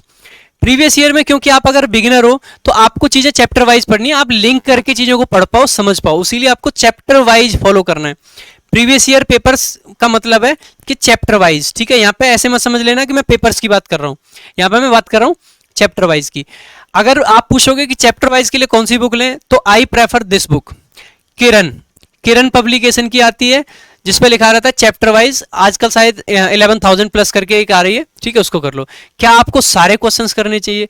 अगर आपको लगता है आपके पास में टाइम है, आपको अभी 1 साल है पूरा, और भी ज्यादा टाइम है, you can do all the questions, but I will not suggest that, ठीक है। मैं क्या सजेस्ट करता हूं कि आप क्या करो, इसमें भी ईयर लिखा रहता है कि कौन सा क्वेश्चन कौन से ईयर में आया था, तो आप क्या करो 2017 ऑनवर्ड्स कर लो, 2017, 18, 19, 20 ये सारे के सारे पेपर्स कर सकते हो आप, ठीक है। तो 2017 के बाद के कर सकते हो, बाकी के क्वेश्चंस आप स्किप कर सकते हो। तो मैथ्स में ये बात कर ली। उसके अलावा मैथ्स में अगर आपको अलग से चीजें पढ़नी है, कुछ अच्छी चीजें पढ़नी है, तो I prefer one book, that is advanced maths by Ashutosh Kumar Pande sir, ठीक है। इनकी लिखी हुई है, टाटा मैकग्रा हिल की ये पब्लिकेशन है, ठीक है। आप इस बुक को ले सकते हो। मुझे एग्जैक्टली यार पता नहीं है हिंदी में अवेलेबल है या नहीं, मैं इंग्लिश मीडियम से पढ़ता था, ठीक है। मैं हिंदी बैकग्राउंड से था, लेकिन मैथ्स मैंने इंग्लिश मीडियम में करा था। उसके पीछे रीजन ये था, जिस टाइम पे मैंने मुखर्जी नगर में पढ़ना शुरू किया था, मैं बहुत ऑनेस्टली बता रहा हूँ आपको, उस टाइम पे मेरे को यही नहीं पता था कि जीवा क्या होती है और टेंजेंट क्या होती है, कॉर्ड क्या होती है, ये सब ना तो मुझे इंग्लिश पता थी ना हिंदी पता थी। तो मैंने कहा, एक परसेप्शन होता है हम लोगों का कि अगर यार पढ़ना ही है तो फिर इंग्लिश में पढ़ लो, जब हिंदी में भी पढ़ना है इंग्लिश में भी पढ़ना है, क्योंकि इंग्लिश इंपॉर्टेंट थी, एक इंग्लिश का सेक्शन भी है, इसीलिए मैंने इंग्लिश मीडियम को चूज किया था। तो ऐसा मत समझ लो मैं इंग्लिश मीडियम से पढ़ाऊँ तो इसका मतलब है मैं स्कूलिंग भी इंग्लिश मीडियम से, ना, मैं 12th तक हिंदी मीडियम से पढ़ाऊँ, ग्रेजुएशन भी मैंने हिंदी मीडियम से करी है, ऐसी कोई बात नहीं है, हिंदी मीडियम का स्टूडेंट रहा हूँ मैं हमेशा, ठीक है। लेकिन हाँ, मैंने एसएससी में मैथ्स इंग्लिश मीडियम से पढ़ा है। जीएस, इंटरेस्टिंगली जीएस में हिंदी मीडियम से पढ़ता था, जीएस में, क्योंकि मेरे को पता था हुमायूं कौन है, अकबर कौन है, वो सब चीज़ें समझ आती थी, तो जीएस मैंने हिंदी मीडियम में करी है। पेपर भी हिंदी मीडियम में अटेम्प्ट करता था, पेपर तो इनफैक्ट मैं अर्थमेटिक भी हिंदी में ही पढ़ता था, थोड़ा सा मेरा उलझा हुआ है, एडवांस मैंने इंग्लिश में ही करा है, हाँ, लेकिन अर्थमेटिक मेरा हिंदी में ही था यार, क्योंकि वहाँ पे लैंग्वेज होती है उसको समझना पड़ता है, इंग्लिश समझने में थोड़ी दिक्कत होती थी, तो सोचा चल छोड़ अर्थमेटिक को हिंदी में कर लेते हैं। एडवांस में ज़्यादा दिक्कत नहीं होती क्योंकि वो मुझे टेंजेंट वगैरह पता थी, तो वो सब हो जाता था, ठीक है। तो अगर बात करता हूँ इस बुक की, आशुतोष कुमार पांडे की बुक है, अच्छी बुक है, आप इसको फॉलो कर सकते हो मैथ्स के लिए, ठीक है। अगर मैं बात करता हूँ general intelligence and reasoning, Vikram sir की बुक आ रखी है, खुद मैंने विक्रम सर से पढ़ाई करी थी, क्लास उन्हीं की ली थी। विक्रम सर की बुक है रीजनिंग गुरु, इसमें सारा तो प्रीवियस ईयर है यार, जितना प्रीवियस ईयर में आ रखा है सारा का सारा इस बुक में अवेलेबल है। उसके अलावा आपके प्रैक्टिस सेट भी दे रखे हैं इस बुक में, और जितने भी कॉन्सेप्ट हैं, जितने भी ट्रिक्स हैं रीजनिंग के सारे सर ने डाल रखे हैं इसमें। तो इस बुक के अलावा दूसरी बुक पे आपको जाने की जरूरत नहीं है, प्रैक्टिस सेट भी हैं, प्रीवियस ईयर भी है, सब कुछ है, आप इस बुक को ले सकते हो। बात करता हूँ जनरल अवेयरनेस जीएस की, जनरल अवेयरनेस और जीएस की अगर मैं बात करता हूँ तो वहां पे आपको क्या करना है, देखो इस करंट अफेयर्स के लिए आप कोई भी एक यूट्यूब चैनल फॉलो कर सकते हो, ठीक है। उसके अलावा आपको प्रीवियस ईयर क्वेश्चंस पढ़ने, आप कोई भी बुक ला सकते हो।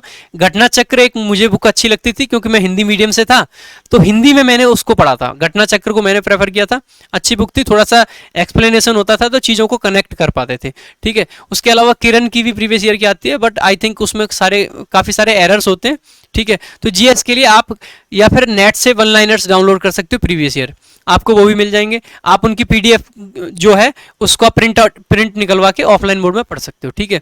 बात करता हूँ इंग्लिश की, मेरा खुद का सब्जेक्ट, ठीक है। इंग्लिश में अगर मैं बात करता हूँ ग्रामर सेक्शन की, देखो क्लास नोट्स आपके सबसे ज़्यादा इंपॉर्टेंट है। हर बुक में, एक भी बुक ऐसी नहीं है ग्रामर में जो एरर फ्री हो, honestly not a single book हमारे एसएससी के मार्केट में, ठीक है। सारी बुक्स में एरर है। मैं तो हो सकता है कभी लेके भी आऊँ कि इस बुक में क्या गलत है, इस बुक में क्या गलत है। मैं चाहता हूँ अगर आप लोग भी चाहते हैं कि मैं कुछ ऐसी चीज़ें बताऊँ जो बुक्स में गलत दे रखी हैं, जो बहुत सारे टीचर्स भी गलत पढ़ा रहे होते हैं, क्योंकि इन बुक्स में दे रखी है तो टीचर भी पढ़ा देते हैं, ठीक है।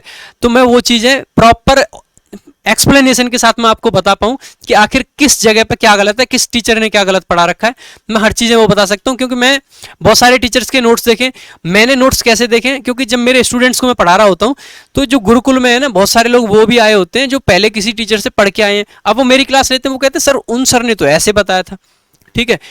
मैं उनको बताता हूँ कि उन सर ने जो बताया था ना, आई कैन अंडरस्टैंड कि उन्होंने क्यों ऐसे बताया था, क्योंकि इस बुक में दे रखा है, ऐसे इसलिए बता दिया उन्होंने, इस बुक में या किसी भी बुक में दे रखा है। लेकिन एक्चुअली में ये गलत है। अगर बुक ने गलत लिख दिया तो क्या टीचर भी गलत पढ़ाएगा?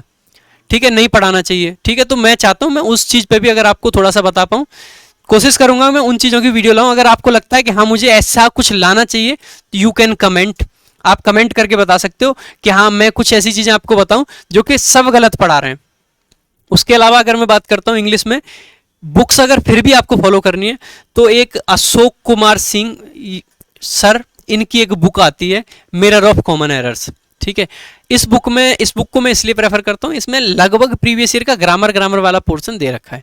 आप इसको फॉलो करिए, अच्छी बुक है, अच्छे अच्छे क्वेश्चंस डाल रखे हैं, आप इसको फॉलो कर सकते हैं। वोकैबुलरी के लिए अगर मैं फॉलो करता हूं तो objective general English by SP Bakshi. ठीक है, इनकी बुक में इंग्लिश बड़े अच्छे से, ग्रामर की नहीं बात कर रहा हूँ, वोकैब की बात कर रहा हूँ, अच्छी वोकैब दे रखी है, आप इस बुक को फॉलो कर सकते हो वोकैब के लिए। अब आप जो हिंदी मीडियम वाले लोग हैं वो मेरे से कहेंगे कि सर इसमें हिंदी मीडियम में नहीं दे रखा है, इस बुक में सिर्फ इंग्लिश मीडियम में। तो यार हिंदी मीडियम वालों के लिए ऐसी कोई बुक है नहीं जिसमें अलग से हिंदी मीडियम में, अब देखो इंग्लिश का वर्ड है, इंग्लिश का मीनिंग है, तो उसके लिए हिंदी क्या सीखना चाहोगे? इंग्लिश में सीख लो ना यार, अच्छी बुक है, इसको पढ़ लो। हिंदी मीडियम वाले भी मैं कहूँगा इसी को पढ़ लो, लेकिन स्टिल कुछ लोग चाहते हैं कि हिंदी मीडियम में भी, मतलब इंग्लिश में तो हो ही हो, उसका हिंदी में भी मीनिंग हो। तो आई विल ट्राई कि मैं कुछ पीडीएफ या कुछ ऐसा अरेंज कर पाऊँ आपके लिए, या अपने अपने आप से कुछ बनाऊँ। तो मैं कुछ ऐसा अरेंज करने की कोशिश करूँगा जिससे आप ये चीज़ें सीख सकते हो। तो अगर मैं कुछ ऐसा अरेंज कर पाया तो I will update you about that. ठीक है, तो इंग्लिश की, उसके अलावा आपको कोई बुक फॉलो करने की जरूरत है नहीं, सिर्फ ये दो बुक कर सकते हो। एक वोकैब के लिए SP Bakshi for vocab and mirror of common errors for grammar. ठीक है, अब बात करते हैं next, how to read a newspaper. ठीक है, how to read a newspaper, उससे पहले मैं बात कर लेता हूँ बच्चों के कुछ कॉमन क्वेश्चंस की। ठीक है, अगर मैं न्यूज़पेपर के सेक्शन पे जाता हूं तो सबसे पहले बात करूंगा कुछ कॉमन क्वेश्चंस हैं जो लोग पूछते हैं, बार बार मेरे से भी पूछते हैं और जो मेरे माइंड में भी कभी रहे थे। इज इट नेसेसरी, क्या न्यूज़पेपर पढ़ना जरूरी है? क्या न्यूज़पेपर के बिना सिलेक्शन नहीं हो सकता? ठीक है, the answer is no, it is not necessary. Newspaper पढ़ना नेसेसरी नहीं है। आप बिना न्यूज़पेपर के भी एग्जाम को निकाल सकते हो, क्योंकि आप करंट अफेयर यूट्यूब से कवर कर रहे हो, तो आप कहीं ना कहीं न्यूज़ में हो। ठीक है, तो क्या ऐसा न्यूज़पेपर में ही ऐसा क्या है कि यार सिर्फ न्यूज़पेपर पढ़ के एग्जाम निकलेगा? ऐसा कुछ भी नहीं है। अगर न्यूज़पेपर पढ़ के एग्जाम निकलता तो मैं अपने पापा जी को बोलता कि आप भी एसएससी दे लो, डेली न्यूज़पेपर पढ़ते हैं, एसएससी क्लियर कर देते, कहीं इंस्पेक्टर लग जाते। चलो उनकी तो एज नहीं रही, मेरे भाई हैं वो डेली न्यूज़पेपर पढ़ते हैं। ठीक है, वो भी एसएससी का पेपर निकाल देते, ऐसे नहीं निकलता मेरे भाई न्यूज़पेपर से।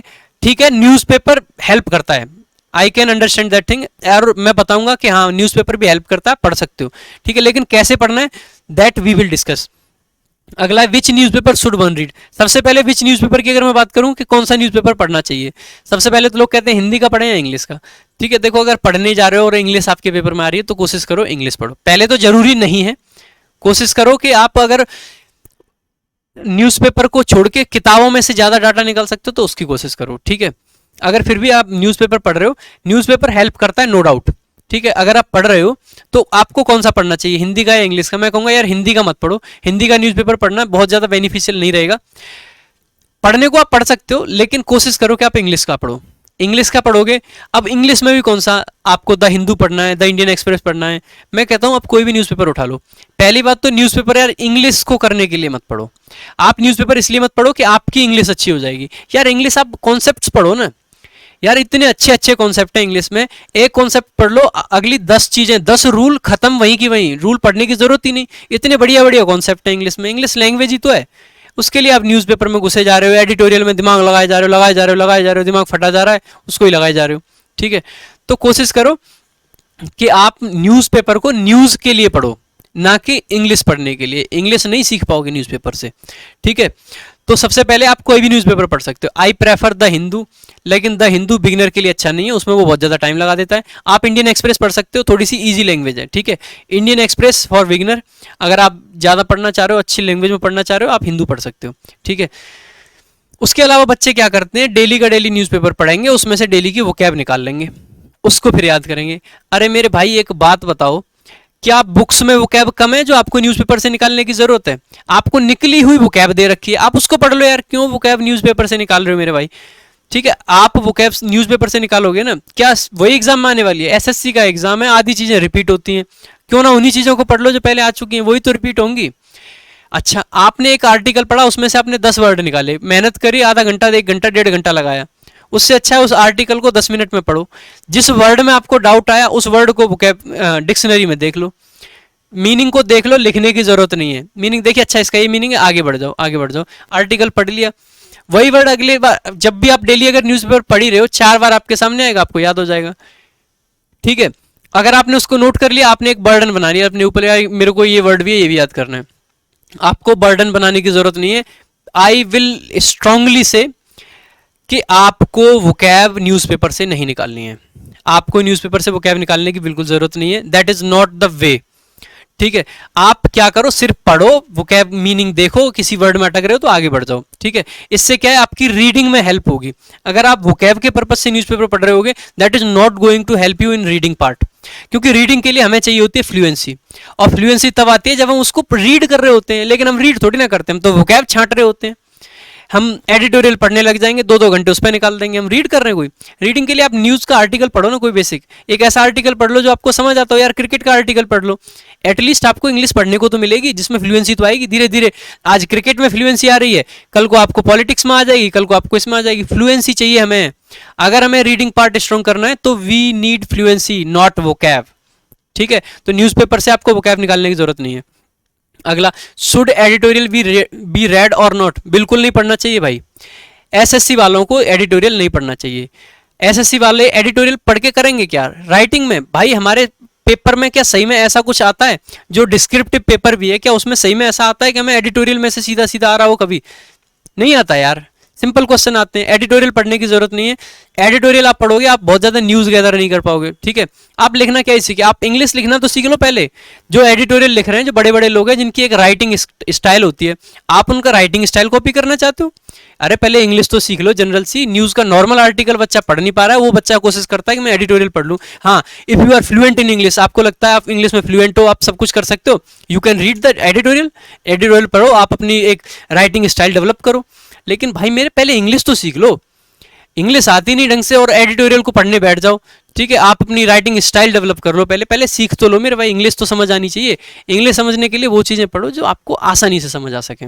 ठीक है, तो एडिटोरियल पढ़ने की एसएससी वालों की जरूरत नहीं है। एडिटोरियल इज फॉर यूपीएससी यार। यूपीएससी वाले लोगों को पढ़ना होता है एडिटोरियल। एसएससी में क्या आ रहा है?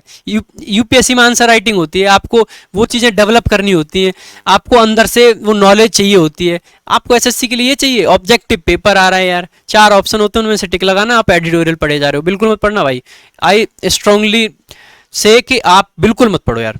ठीक है, should one watch editorial analysis video? जब एडिटोरियल पढ़ना ही नहीं तो एनालिसिस का क्या करोगे? आप एनालिसिस अगर कुछ करना है ना तो न्यूज़ का करो। आप न्यूज़ पढ़ो, आपके पास में न्यूज़ है कि भाई आज इसका अपॉइंटमेंट यहाँ हो गया, आप उस चीज़ को पढ़ो। आप उसको एडिटोरियल की तरह से एनालाइज करने की जरूरत नहीं है। आपको एसएससी में वो व्यूज़ नहीं चाहिए। एसएससी को फैक्चुअल नॉलेज की, फैक्चुअल बातें पूछती है एसएससी। एसएससी ने कभी ये पूछा है कि यार इस पॉइंट पे और शशि थरूर का क्या व्यू था? कभी ये क्वेश्चन आया है कि एक व्यू आपको दे दिया और ये पूछ लिया कि ये व्यू किसका है? नहीं आता भाई, नहीं आता। यूपीएससी में क्या है, जब हम आंसर राइटिंग कर रहे होते हैं तो वहां पे हम मेंशन कर सकते हैं कि किसी बंदे का क्या व्यू था, हम उनके व्यूज से कुछ सीख सकते हैं। बट एसएससी में इतना रिक्वायर्ड है? सही में बिल्कुल नहीं है मेरे भाई। ये नहीं करना है आपको। एडिटोरियल ना पढ़ना है, ना एडिटोरियल की वीडियो देखनी है। That will be waste of time. आगे बढ़ते हैं। ठीक है, न्यूज़पेपर की जो भी बातें थी वो मैंने कर ली। न्यूज़पेपर कैसे पढ़ना है वो मैंने बता दिया। सिर्फ न्यूज़ पढ़ो, एडिटोरियल मत पढ़ो। अब बात करते हैं importance of previous year questions. Previous year की इंपॉर्टेंस, मैंने कहा था ना प्रीवियस ईयर आपको करने। क्यों करने भाई? प्रीवियस ईयर इसलिए भी करने जरूरी होते हैं क्योंकि आपको अगर प्रीवियस ईयर करोगे तो आपको एग्जाम का एक्चुअल लेवल पता चल पाएगा कि आखिरकार एग्जाम का लेवल क्या है।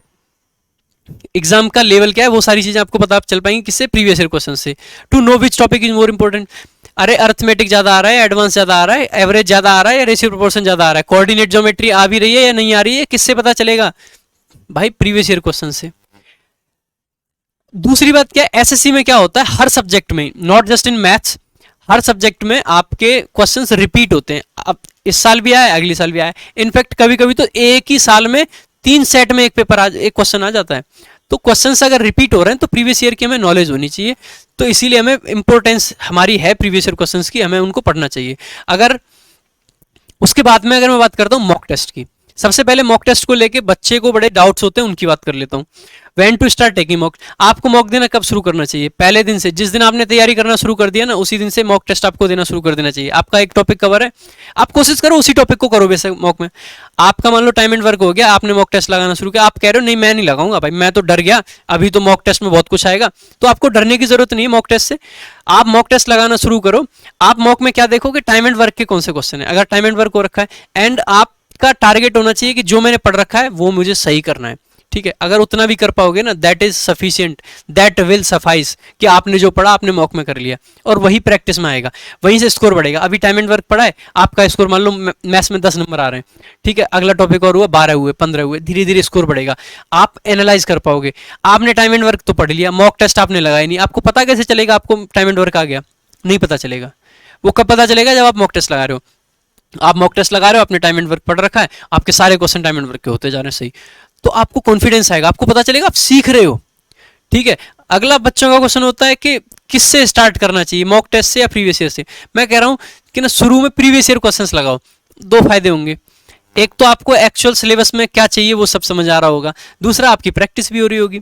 मॉक टेस्ट का मॉक टेस्ट है वो, क्या आप प्रीवियस ईयर को मॉक टेस्ट नहीं बोल सकते? बिल्कुल मॉक टेस्ट ही होता है वो भी, आप उसको मॉक की तरह देखो।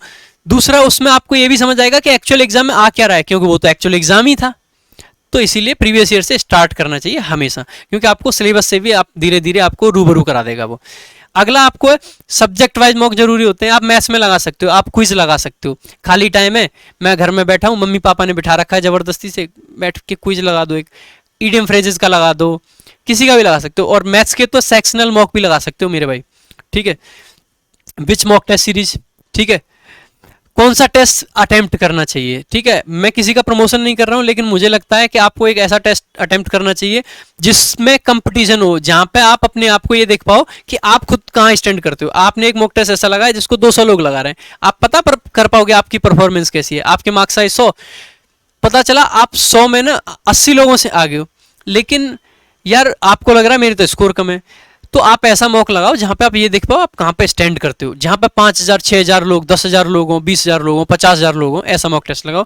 आई रिकमेंड टेक्स्ट बुक, ठीक है। मैं टेक्स्ट बुक को रिकमेंड करता हूं क्योंकि उसका इंटरफेस ऐसा है जो एसएससी जैसा है, उसका इंटरफेस ऐसा है जहां पे आपको एनालिसिस में बहुत सारा कुछ मिलेगा। ऑनलाइन मॉक में आप जब एनालाइज करोगे तो आपके अपने एंड पे थोड़ी सी चीजें कम रह जाएंगी जब एनालाइज करेंगे, ठीक है। तो मैं टेक्स्ट बुक को रिकमेंड करता हूँ। आगे की अगर मैं देखूं तो analysis of mock test necessary और नॉट, क्या एनालिसिस करना चाहिए? 100% करना चाहिए। अगर आपने उसको एनालाइज नहीं करा है ना मेरे भाई, तो इसका मतलब है कि आपने मॉक टेस्ट ही नहीं दिया। उस मॉक टेस्ट की इंपॉर्टेंस को एकदम निगेट कर दोगे आप अगर एनालाइज नहीं कर रहे हो। अगर आपने एनालाइज किया नहीं और मॉक लगाया है, आप ये समझ लो you have wasted that time, आपने वो टाइम वेस्ट कर दिया, ठीक है। How many mock should one take? देखो स्टार्टिंग में अगर आप बिगिनर हो तो मैं कहता हूं वीक में एक मॉक, अगर ज्यादा लगाना चाह रहे हो तो 2 मॉक, एक ही लगाना। वैसे अगर आप बिगिनर हो एक मॉक बहुत होता है, आपने वीक में क्या पढ़ा उस परफॉर्मेंस को आप उस एक मॉक से देख पाओगे। अगर आप थोड़े से ज्यादा सीख चुके हो, आपके मार्क्स 100+ आ रहे हैं, आप 2 लगाना शुरू कर दो, ठीक है। अगर आपका सिलेबस सब कुछ खत्म हो चुका है, सिलेबस हो गया सब कुछ, आप 3 लगाना शुरू कर दो, उससे ज्यादा मॉक लगाने की जरूरत भी नहीं है। ऐसा नहीं है दे मॉक चले जा रहे हैं, इतने मॉक लगाने की जरूरत नहीं होती है। बहुत ज्यादा मॉक लगाना भी अच्छी बात नहीं है, ठीक है। अब मॉक टेस्ट के एडवांटेजेस की अगर मैं बात कर लेता हूं, मॉक टेस्ट से एक तो इन डेप्थ एनालिसिस मिलता है आपको कि आप कहां स्टैंड करते हो, पेपर कैसा आ रहा है, सारी चीजें आपको पता चलेंगी। उसके अलावा एग्जाम इन्वायरमेंट फील होता है, अरे मॉक टेस्ट को देके ऐसा फील हो रहा था हाँ पेपर दिया, अच्छा स्कोर आने लग जाए, कॉन्फिडेंस ही अलग होता है, ठीक है।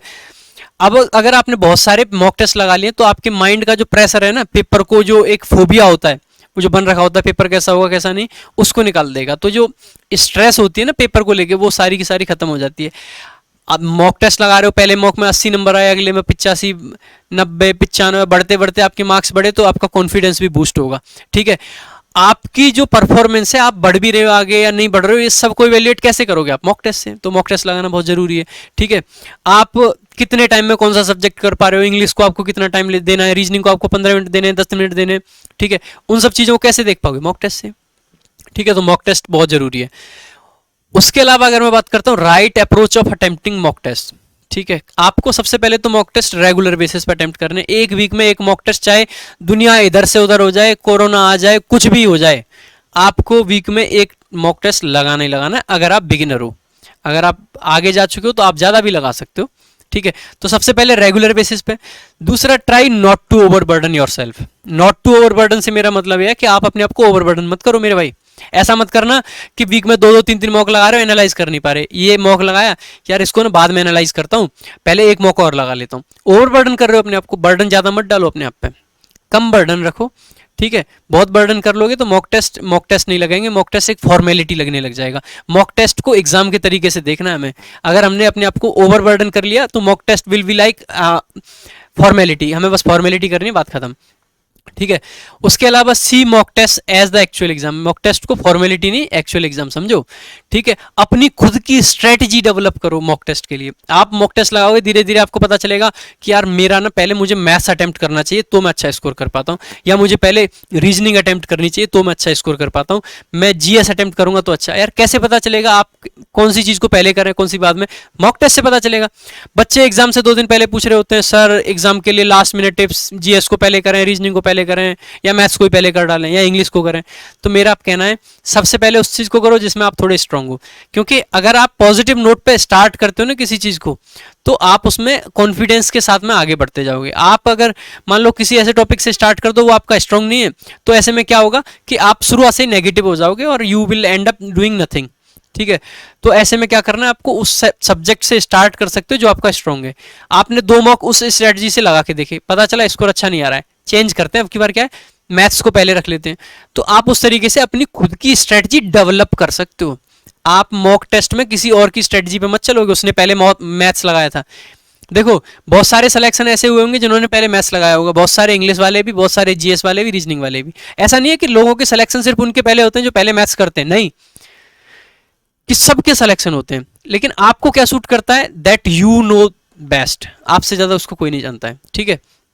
तो आपको क्या करना है कि आपको खुद की अपनी स्ट्रेटजी डेवलप करनी है और वो मॉक से ही होगी, ठीक है। आप अपने टाइम को अच्छे से क्या करो कि मैनेज करना सीखो। 1 घंटे का टाइम है, कोशिश करो 50 मिनट में पेपर को कर पाओ। ट्रिक लगाना सीखो, कैसे ट्रिक्स को लगा सकते हैं नहीं कर सकते हैं, कॉन्सेप्ट्स को कहाँ अप्लाई करना है, ट्रिक्स को कहाँ, ये सब आप मॉक्स में देखोगे, ठीक है। मैं एक यहाँ पे कोट पढ़ना चाहूँगा यार, ठीक है। कोट है कन्फ्यूशियस का, चीन के महान चिंतक थे जिनके नाम पे आज चीन में एक रिलीजन है पूरा का पूरा, ठीक है। तो उन्होंने एक बात कही थी, knowledge without practice is useless and practice without knowledge is dangerous. इससे मेरा, मैं इस कोट को यहाँ पे इसलिए डाला है मैंने, क्योंकि देखो अगर आपने मॉक टेस्ट नहीं लगाई, नॉलेज आपके पास है, आपने कॉन्सेप्ट सीख लिए, लेकिन अगर आपने मॉक टेस्ट नहीं लगाई, प्रैक्टिस नहीं करी, दैट इज यूजलेस, कोई यूज नहीं है उसका। दूसरी बात क्या है कि practice without knowledge is dangerous. Confucius ने ये भी कहा था कि अगर सिर्फ आप प्रैक्टिस कर लो, अगर बंदा मेरे से कहता है सर अगर मॉक टेस्ट इतने इंपॉर्टेंट है तो छोड़ो, पढ़ाई लिखाई नहीं करते, मॉक लगा लेते हैं, या एक वीक में 3 मॉक ना लगाएं, हम एक क्यों लगाएं अगर मॉक इतने इंपॉर्टेंट है तो भैया अगर आप नॉलेज लिए बिना सिर्फ मॉक लगाओगे तो practice without knowledge is dangerous, बड़ी खतरनाक चीज़ है वो आपका सिलेक्शन क्या कुछ भी नहीं होने देगी फिर। इसीलिए कम मॉक और रेगुलर बेसिस पे, ठीक है। आगे बढ़ते हैं, analysis of a mock test, ठीक है। आप एक मॉक टेस्ट को कैसे एनालाइज करते हो, ठीक है। सबसे पहले जैसे ही आपने मॉक टेस्ट अटेम्प्ट किया और जब भी आपका स्टडी का नेक्स्ट आपका पीरियड हो, नेक्स्ट आपकी पढ़ाई करनी हो, तो that should be your mock analysis, ठीक है। ऐसा नहीं है मॉक आज लगा लिया परसों एनालाइज कर रहे हो, नहीं। आपने मॉक लगाया, मान लो 2 से 3 आपने मॉक लगाया, you can take a break. आपने आधे घंटे का ब्रेक लिया, 3:30 बजे आप पढ़ने बैठे, 3:30 बजे जब पढ़ने बैठ रहे हो ना, that time should be utilized to analyze your mock. आपको सबसे पहले मॉक एनालाइज करना है। I will give the reason कि मैं ऐसा क्यों बोल रहा हूं। देखो जब आप अपने टाइम में जैसे मॉक टेस्ट लगाया उसके तुरंत बाद एनालाइज करोगे तो you will remember the things, the thought, आप मॉक टेस्ट में किस थॉट प्रोसेस में चल रहे थे आपको याद रहेगा। आपने एक पर्टिकुलर क्वेश्चन को इसलिए ऐसे क्यों अटेम्प्ट किया था वो आपको याद रहेगा। आप एक क्वेश्चन में अटके थे, वो नहीं हो पाया था, उसमें अटके कहाँ थे वो याद रह पाएगा, ठीक है।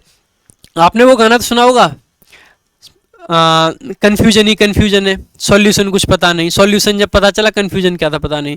अगर आप मॉक को 3 दिन बाद लगाओ, आपको कन्फ्यूजन तो बहुत था मॉक में, ठीक है, और आपने फिर थोड़ी सी पढ़ाई की और मान लो एक क्वेश्चन ऐसा था जो बड़ा अटक रहा था आपको, लेकिन आपने सॉल्यूशन तो ढूंढ लिया।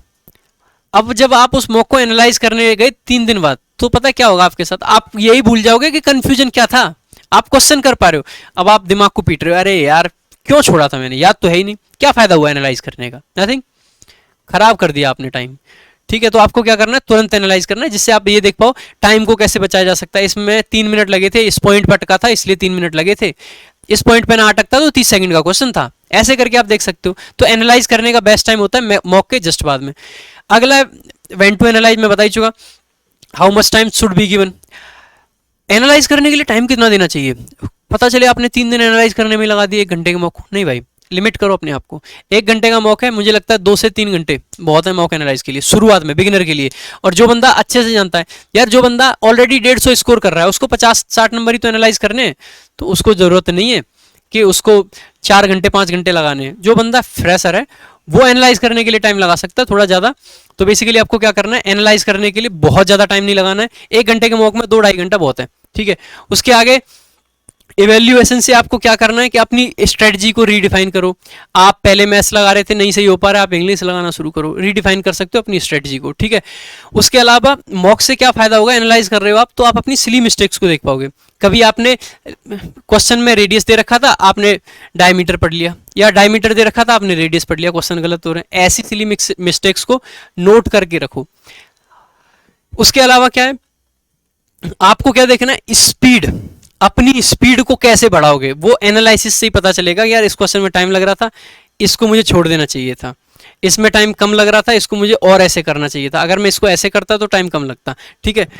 तो आपको ये सारी चीजें आप देखनी पड़ेंगी। दूसरा एक पॉइंट मैं यहाँ पे ये भी ऐड करना चाहूंगा, बहुत सारे लोग क्या करते हैं कि एनालाइज करते टाइम पे अपने क्वेश्चंस को नोट करते जाते हैं, ये मेरा डाउट था, ये मेरा डाउट था। Never note your doubts. आप अपने डाउट्स को नोट मत करो, try to deal with them instantly. जिस टाइम पे आपने मॉक एनालाइज किया, आपको 2.5 घंटे 3 घंटे 1 घंटे के मॉक के लिए क्यों मिल रहे हैं कि आप उस क्वेश्चन को नोट कर पाओ, नहीं, आप उस क्वेश्चन को वहीं पे खत्म कर पाओ, आप अपने डाउट को वहीं खत्म कर दो। आप नोट करके रखोगे। बहुत सारे लोग स्क्रीनशॉट लेके रख लेते हैं, पता चला स्क्रीनशॉट वाले फोल्डर में 250 स्क्रीनशॉट पड़े हैं, आप देखोगे भी नहीं। आप ये मत करो। आपको जो चीजें नोट करनी है ना, अपनी मिस्टेक्स, आप क्या चीजों को सही कर सकते थे वो आप नोट करो, ठीक है। आगे बढ़ता हूँ, how to analyze a mock. Mock को कैसे एनालाइज करना चाहिए। मैं कहता हूँ मॉक को भाई डीप में एनालाइज करना चाहिए। कोशिश करो कि आप जो मिस्टेक आपने की थी ना, आप उसको खुद से रिकॉग्नाइज कर पाओ। आपको सोल्यूशन देखने की जरूरत ना पड़े कि मेरी मिस्टेक क्या थी, आप उसको खुद से देख पाओ कि यार अच्छा ये मिस्टेक रहेगी, ठीक है। होती हैं गलतियां, सिली मिस्टेक्स भी होंगी, बड़ी मिस्टेक्स भी होंगी, ब्लंडर भी होंगे, वो सब करो। क्वेश्चंस नोट डाउन मत करो, ठीक है। तो इन चीज़ों का हमेशा ध्यान रखना। मॉक एनालाइज, यार देखो मॉक एनालिसिस पे अगर मैं जाऊंगा बहुत टाइम लगेगा, तो मैं इसको इसीलिए रफली बता रहा हूँ। अगर आप चाहते हो कि मॉक एनालिसिस करना कैसे है, डीप में कैसे करना है, तो मैं उस पर एक वीडियो और बना सकता हूँ। तो यू कैन कमेंट कि हाँ भाई हमें एक वीडियो इस पर भी चाहिए। मैं न्यूज़पेपर के लिए भी बना सकता हूँ, अगर आपको लगता है कि न्यूज़पेपर को और डिटेल में समझाऊँ। मेरे पास लिमिटेड टाइम है यहाँ पे, क्योंकि मैं बहुत बड़ी स्ट्रेटजी की वीडियो नहीं बना सकता। तो आप क्या करो, कमेंट करके बता सकते हो कि इनमें से किस चीज को और मैं डिटेल में आपको समझा दूं, ठीक है। तो मॉक एनालिसिस कैसे करना है डीप में, वो सारी चीजें मैं बाद में कर सकता हूं। अच्छा, एक क्वेश्चन बच्चों का रहता है कि एक पॉइंट के बाद में ना यार स्कोर फिक्स हो जाता है, उससे आगे बढ़ता ही नहीं। मेहनत कर रहे हैं, सब कुछ कर रहे हैं, सब कुछ सही चल रहा है, लेकिन स्कोर बढ़ता नहीं। इस पॉइंट के लिए क्या किया जाए, तब क्या करना चाहिए, ठीक है। भाई क्या होता है, हमें कहीं ना कहीं हमें एनालाइज करते टाइम पे ये देखना पड़ेगा हमारा स्कोर किस वजह से रुका हुआ है। कौन से हमें वो एरियाज आइडेंटिफाई करने पड़ेंगे जहां पे स्कोर को बढ़ाया जा सकता है। हमें वो एरियाज आइडेंटिफाई करने पड़ेंगे जहां पे हमारा स्कोर है वो तो ठीक है, लेकिन जहां पे हम स्कोर नहीं कर पा रहे हैं। अब आप कहोगे, बहुत सारे लोगों को मैंने ये जब पॉइंट बोलता हूँ तो लोगों का सामने से क्वेश्चन होता है कि यार पता चलता है इस मॉक में तो मेरी ग्रामर गलत थी, अगले में मेरी वोकैब गलत हो गई, ठीक है। ऐसा नहीं होता है। आप जब ये वाला क्वेश्चन आता है ना, तो इसमें एक मॉक एनालाइज करके आप कुछ नहीं कर सकते। आप इसमें मॉक एनालाइज करो, 1 किया, 2 किया, 4 किया, 5 किए, 6 किए, 6-7 मॉक को फिर एक साथ देखो कि अच्छा एक पैटर्न आपको मिलेगा। You have to find that pattern. एक पैटर्न आपको मिलेगा जहां पे आप मिस्टेक्स कर रहे हो, तो उस पैटर्न को आपको समझने की जरूरत है कि आपने मिस्टेक्स कहां पे की हैं और कौन सी चीजें आपको अवॉइड कर देनी चाहिए थी, ठीक है। कैसे पैटर्न को फाइंड करना है, अगर आपको बहुत ज़्यादा डिटेल चाहिए यार तो मैं आपको समझा सकता हूँ। यू कैन कमेंट कि हाँ मैं इस चीज़ को और अच्छे से समझना है। अब बात कर लेता हूँ थोड़ी सी जल्दी जल्दी subject wise strategy. I will not talk in depth कि मैं बहुत ज़्यादा डीप में जाऊँ, ठीक है। क्योंकि इतना टाइम मेरे पास होगा नहीं अभी। तो अगर आपको डीप में सब्जेक्ट वाइज स्ट्रेटजी चाहिए, स्पेसिफिकली इंग्लिश की, अगर आपको लगता है कि मैं इंग्लिश को अच्छे से समझाऊं तो मैं बात कर लूँगा। लेकिन अगर मैं जनरल स्ट्रेटजी की बात करूं जो मैंने और मेरे दोस्तों ने फॉलो की, उसकी बात करूं, जनरल रीजनिंग यानी कि सिर्फ रीजनिंग की अगर मैं बात कर रहा हूं, तो रीजनिंग के लिए मुझे लगता है प्रीवियस ईयर क्वेश्चंस और एक, अगर फ्रेशर हो तो आप एक क्लास कर सकते हो। क्लास के लिए रैंकर्स गुरुकुल यूट्यूब चैनल पे विक्रम जी सर ने बड़ा अच्छा काम कर रखा है, सारी की सारी रीजनिंग पढ़ा रखी है, आप वहां से जाके देख सकते हो। सारी की सारी फ्री में आपको अवेलेबल है रैंकर्स गुरुकुल यूट्यूब चैनल पे, आप रीजनिंग की सारी क्लास ले सकते हो। और मैं भी प्राउड के साथ ही कहता हूँ कि मैं विक्रम जी सर से पढ़ा हुआ हूँ, ठीक है। उसके अलावा आपको प्रीवियस ईयर क्वेश्चंस करने हैं, आपको बुक और सोर्स बता चुका हूँ, ठीक है। तो रीजनिंग में सिर्फ प्रीवियस ईयर्स और प्रैक्टिस सेट और मॉक टेस्ट ये लगाते जाओ।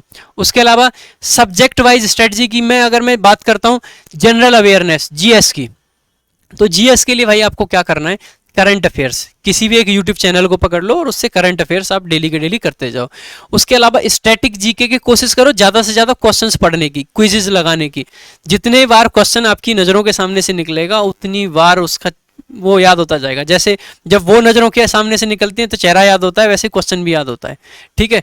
और हमारा जो माइंड है ना, जो पिक्चर करने की जो कैपेसिटी है ना, वो ज़्यादा है। हमारी जो मेमोरी है उसमें पिक्चर्स ज़्यादा स्टोर हो पाती हैं, बातें कम स्टोर हो पाती हैं। बातें हम भूल जाते हैं लेकिन हमें वो सीन याद रहता है। तो क्वेश्चन को पिक्चर करने की कोशिश करो, ठीक है। तो इसीलिए ज़्यादा से ज़्यादा टाइम एक क्वेश्चन को पढ़ने की कोशिश करो। प्रीवियस ईयर के सारे क्वेश्चंस आपको पढ़ने। उसके अलावा अगर आपको बेसिक चीज़ें सीखनी, मैं कहता हूँ अगर आप थोड़ा सा कमज़ोर हो जीएस में, यार कोई एक जीएस का बैच ज्वाइन कर लो। बहुत ज़्यादा फीस नहीं लग रही होती है, 1000-1200 रुपये फीस होती है जीएस की। आप किसी का एक बैच ज्वाइन कर सकते हो जीएस का, जिससे कि आपको चीज़ों को समझने में आसानी रहे। क्योंकि जब हम वन लाइनर से याद करते हैं ना यार, देखो करंट वन लाइनर हमारे लिए एक तरह से हो जाती है। स्टैटिक जी के अपने आप में एक इतना बड़ा पोर्शन है, इतना बड़ा, इसको हमें एक एक क्वेश्चन की तरह से याद करते हैं। वोकैब को हमें याद करना है। फिर हम जीएस में भी जहाँ पे हम चीज़ों को कॉन्सेप्ट से समझ सकते हैं, फिर उनको भी वैसे याद करें। तो उससे अच्छा आप एक क्लास ले लो, मैं वो रेफर करूँगा, ठीक है। बुक आप कोई भी फॉलो कर सकते हो प्रीवियस ईयर के लिए।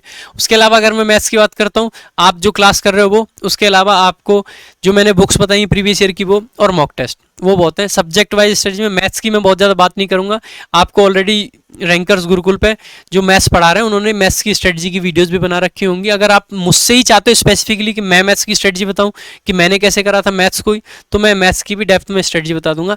इंग्लिश लैंग्वेज एंड कंप्रीहेंशन की अगर मैं बात करता हूं तो यहाँ से आपको समझ आता है, हम बात कर रहे हैं इंग्लिश लैंग्वेज की और कंप्रीहेंशन की। कंप्रीहेंशन का मतलब मैं बता चुका हूँ, कॉम्प्रीहेंशन का मतलब होता है अंडरस्टैंडिंग, और हम वहाँ पे लगा रहे होते हैं ट्रिक्स। हम सीखते हैं कीवर्ड, हमें पेपर कह रहा है अंडरस्टैंडिंग चाहिए और हम कहते हैं कीवर्ड्स चाहिए। भाई सिर्फ कीवर्ड सीख लो और उससे काम चल जाएगा। रूल सीख लो, एक एक लाइन के रूल लिख देंगे, ये रूल ये रूल ये रूल ये रूल, नहीं काम चलता है। सबसे पहले भाई इंग्लिश की स्ट्रेटजी ये है कि आपको डीप में चीज़ों को सीखना पड़ेगा। अगर आप चीज़ों को सीख जाते, देखो आपने अगर कीवर्ड सीखे, आपने एक एक पॉइंट सीखा, तो आप क्या करोगे, हो सकता है एक एरर का क्वेश्चन सही कर दो, लेकिन वही अगर हमें अप्लाई करना पड़ेगा ना क्लोज टेस्ट में, तो हमारे ना हालत ख़राब होती है, अब क्या करें अब क्या करें, ठीक है। तो हमें बेसिकली कॉन्सेप्ट सीखने हैं, क्योंकि कीवर्ड्स और इनसे काम नहीं चलेगा यार, रटने से काम नहीं चलेगा यार। कोई लैंग्वेज को रट सकता है क्या? कोई भी नहीं रट सकता है। लैंग्वेज समझने की चीज़ है यार। पेपर तो खुद कह रहा है कॉम्प्रीहेंशन, कॉम्प्रीहेंशन का मतलब ही एक तरह से एक लैंग्वेज की अंडरस्टैंडिंग होती है। किसी भी चीज़ को आप कॉम्प्रीहेंड कैसे करते हो, समझते कैसे हो, ठीक है। हमें लोग यूट्यूब पे आपको वीडियो मिल जाएंगी, tricks to solve cloze test. अरे भाई ट्रिक नहीं, अंडरस्टैंडिंग है, कॉम्प्रीहेंशन का पार्ट है क्लोज टेस्ट। तो अगर आपको ये सब चीज़ों को करना है तो आपको कॉन्सेप्ट्स पे जाना पड़ेगा। आपके पास में कॉन्सेप्ट्स होने चाहिए। जब तक आप कॉन्सेप्ट्स पे नहीं जाओगे तब तक आप चीज़ों को अच्छे से नहीं कर पाओगे। आपको कॉन्सेप्ट्स आने चाहिए। कॉन्सेप्ट्स के लिए ज़रूरी है कि आप चीज़ों को सीखो बेसिक से, ठीक है। तो सबसे पहले इंग्लिश में आपको बेसिक से समझ होनी चाहिए।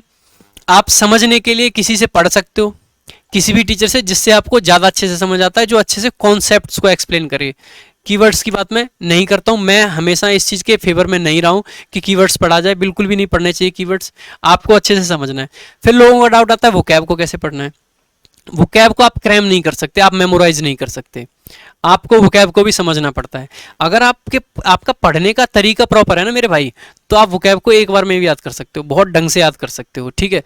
लेकिन यार वो चीज़ें मैं यहाँ पे ऐसे समझा नहीं सकता हूँ कि मैं 2 मिनट की भी बात में समझा दूँ। उसके लिए मुझे यार अलग से या तो वीडियो बनानी पड़ेगी इंग्लिश के सेक्शन के लिए। मैं सोच रहा हूँ इंग्लिश सेक्शन के लिए एक अलग से वीडियो ही बना दूंगा, क्योंकि मैं इस सेक्शन को बहुत दिन से डील कर रहा हूँ। मैं इसमें काफ़ी टाइम पढ़ा भी चुका हूँ, ठीक है। तो मैं कोशिश करूँगा कि मैं वीडियो बना दूं, और इनफैक्ट मैं, अगर आप लोग चाहते हो तो मैं आपको कुछ टॉपिक्स भी बता दूं, टॉपिक्स पढ़ा के बता दूंगा कि भाई देखो इस तरीके से पढ़ाते हैं और इस तरीके से आपको पढ़ना चाहिए, ठीक है। तो आप मुझे कमेंट करके बता सकते हो अगर आपको कुछ टॉपिक्स ऐसे जानने कि जो मैं पढ़ाऊँ और समझा पाऊँ, आपको मैं बता पाऊँ कि आपकी समझ कैसे बढ़ती है, इंग्लिश में अंडरस्टैंडिंग डेवलप कैसे करनी है। आप अंडरस्टैंडिंग को रट सकते हो क्या? कोई आपसे कह रहा समझने की, आप उसको रट्टा लगाने की कोशिश करो, नहीं समझ सकते, नहीं रट पाओगे, ठीक है। तो रटना नहीं है, समझना है। समझने के लिए आपको क्या क्या चीज़ें करनी है वो डीप में बात कर लूँगा जब मैं बात करूँगा इंग्लिश की स्ट्रेटजी की, या फिर मैं इंग्लिश के कुछ वीडियोज़ की। अब बात करता हूँ इंपॉर्टेंस ऑफ कॉन्सेप्ट्स। देखो कॉन्सेप्ट कितने ज़रूरी होते हैं। आप किसी भी सेक्शन को उठा लो, मैथ्स को, जिनके कॉन्सेप्ट अच्छे थे ना वो सीजीएल 2017 से सेलेक्टेड थे, और जिनके कॉन्सेप्ट्स में कमी थी, जो ट्रिक्स पे भागे ना, वो सीजीएल 2017 के मेंस के पेपर में अटक गए। क्योंकि एसएससी कैन सरप्राइज यू, कभी भी सरप्राइज कर सकती है। तो अगर आपके कॉन्सेप्ट्स अच्छे हैं तो पेपर हल्का आए तो भी करोगे, और पेपर भारी आए तो भी करोगे। ट्रिक्स आपकी अच्छी हैं तो हो सकता है आप ट्रिक से हल्के पेपर को कर जाओ, या सिर्फ बारे बारे को कर जाओ। जब भी लैंग्वेज घूम के आएगी ना, जब भी ट्विस्ट आएगा तो आप अटक जाओगे। कॉन्सेप्ट अच्छे हैं तो ट्विस्ट कितना भी आ जाए आप कर पाओगे। जैसे कि अगर कॉन्सेप्ट्स की मैं बात करता हूँ, लोग कहते हैं कि सर क्या करेंगे, सीईटी आएगा नहीं आएगा, एसएससी रहेगा नहीं रहेगा। अरे जिसके कॉन्सेप्ट अच्छे हैं उसको दिक्कत ही नहीं होनी चाहिए। अरे जिसको समझ है उसको क्या दिक्कत है। अब जब सीईटी आ जाएगा या एग्जाम का पैटर्न चेंज हो जाएगा तो ऐसा तो होगा नहीं कि एसएससी एक नोटिफिकेशन निकालता है कि भाई अब से हम पेपर नहीं कराएंगे, अब से देखो गवर्नमेंट में सिलेक्शन तो होंगे ना, मिनिस्ट्रीज में लोग तो चाहिए सरकार को काम करने के लिए यार, तो सिलेक्शन तो होंगे, वैकेंसी आएंगी, बस पैटर्न चेंज होगा। पैटर्न में अब इतना ऐसे चेंज तो हो नहीं जाएगा कि जो अच्छा नाचेगा ना उसका सिलेक्शन, या जो भी ब्लू कलर की शर्ट पहन के आएगा पेपर में उसका सिलेक्शन होगा, नहीं होने वाला ये कभी, ठीक है। ऐसा तो, ये तो एक रेशनल बात ही नहीं होगी ना। तो कहीं ना कहीं हमें एक रेशनल सिलेक्शन का वो होगा। उसमें क्या होगा, ऐसा तो है नहीं कि भाई अचानक से सरकार को ऐसी चीज़ों की जरूरत हो जाएगी कि जिनको केमिस्ट्री की नॉलेज है सिर्फ उन्हीं को सेलेक्ट करे, नहीं भाई, ठीक है। ये बेसिक अंडरस्टैंडिंग की बात है। जिसकी इंग्लिश अच्छी होगी यार, इंग्लिश तो आगे बढ़ेगी, तो इंग्लिश में तो कॉन्सेप्ट जानना अति आवश्यक है, बहुत ज़्यादा जरूरी है। अगर आपको इंग्लिश में पता है ना कॉन्सेप्ट, तो जब आप टीयर 3 में पेपर लिख रहे होगे ना, और वहाँ पे ऐसी लैंग्वेज लिखोगे कि सामने वाला देख के ना एकदम ये कहेगा भाई मजा ही आ गया। कंटेंट आपका बाद में देखेगा, लेकिन आपकी जो लैंग्वेज लिख रही होगी ना उसको देख के उसको एकदम ऐसे फील आएगा, हाँ ये लिखा है लड़के ने, जो भी है लेकिन मस्त लिखा है, नंबर मिलेंगे। तो लैंग्वेज का तो इतना रोल है। अगर आपने कीवर्ड सीखे तो आप लगा लोगे उसको राइटिंग में, कैसे लगा लोगे, नहीं लगा पाओगे। इसीलिए क्या है कि आपको कॉन्सेप्ट्स जरूरी हैं, चाहे वो इंग्लिश में हो चाहे वो मैथ्स में हो, कॉन्सेप्ट्स की वैल्यू बहुत ज़्यादा है यार, ठीक है। उसके अलावा अगर मैं बात करता हूँ, लास्ट पॉइंट है मेरा, how to deal with doubts. Doubts से कैसे डील करना है यार, ठीक है। सबसे पहला तो डाउट्स में क्वेश्चन मेरा ये है कि भाई पूछो, डाउट्स हैं तो जिससे भी पूछो एटलीस्ट पूछो। डाउट्स को मन में दबा के मत बैठ जाओ, पेट में दर्द होने लग जाएगा अगर डाउट्स को मन में दबा के बैठे रहोगे तो, ठीक है। एक कोट मुझे याद आता है अगेन कन्फ्यूशियस का यहाँ पे, ठीक है, the man who asks a question is a fool for a minute. आपने अपने दोस्त को एक डाउट पूछ लिया, आप दोस्त आपको हो सकता है हंस के कह दे अरे यार बिल्कुल ही पागल है, तेरे से ये क्वेश्चन नहीं हुआ, छोटा सा क्वेश्चन नहीं हुआ, हो सकता है आप 1 मिनट के लिए फूल लगो। But the man who doesn't ask a question is a fool for life. लेकिन जो पूछता नहीं है ना वो हमेशा के लिए बेवकूफ रहेगा। आप सीख ही नहीं पाओगे, चाहे कितनी छोटी बात क्यों ना थी, अगर आप किसी से पूछोगे नहीं तो सीख कैसे पाओगे यार। देखो जितने भी टीचर्स हैं, जितने भी सिलेक्टेड लोग हैं, जो भी है, किसी ने किसी से सीखा है, किसी सबने। आज अगर मैं यहाँ आपके सामने खड़ा हूँ, सिलेक्टेड हूँ, कुछ भी है, पढ़ा भी चुका हूँ, सब कुछ है, लेकिन क्या मैंने किसी से सीखा नहीं होगा? क्या मैं मतलब जन्म लेते सीख के आया था? मैंने भी सीखा है भाई, सब ने सीखा है, जो भी आपको पढ़ा रहा है सब ने सीखा है। तो सबसे पहले सीखना जरूरी है। आप सीखने की नीयत से आओ। तो सबसे पहले अगर डाउट्स आ रहे हैं तो पूछो उनको। और पूछने के लिए कौन होना चाहिए आपके सामने?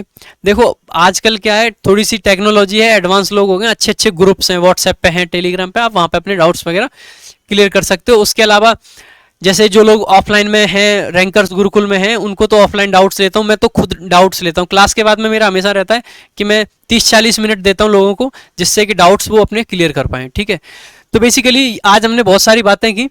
मैं आप लोगों से भी कुछ सजेशंस चाहता हूँ कि मैं किन चीज़ों पे और आपके लिए वीडियोस बना सकता हूँ। थोड़ा बहुत अगर मेरे पास में टाइम है तो मैं चाहता हूँ कि मैं आप लोगों के लिए और भी कुछ वीडियोस बनाऊँ। तो आप मुझे कमेंट करके बता सकते हैं कि मैं किन चीज़ों पे और वीडियो बनाऊँ, कौन सी चीज़ों पे आप चाहते हैं कि मैं डिटेल में बात करूँ, या आप कुछ टॉपिक्स इंग्लिश के चाहते हो जिनको मैं डिस्कस करूँ, जैसे ऐसे टॉपिक्स जिनमें लोग फालतू का रट्टा लगवा रहे होते हैं, हम कॉन्सेप्ट से उन चीज़ों को समझ सकते हैं। कॉन्सेप्ट इज़ वेरी इंपॉर्टेंट यार, ठीक है। तो आज की क्लास में यही ख़त्म करता हूँ, जो भी आज का हमारा सेशन है। बाकी बातें मिलते हैं भाई, तो God bless you all, tata bye bye.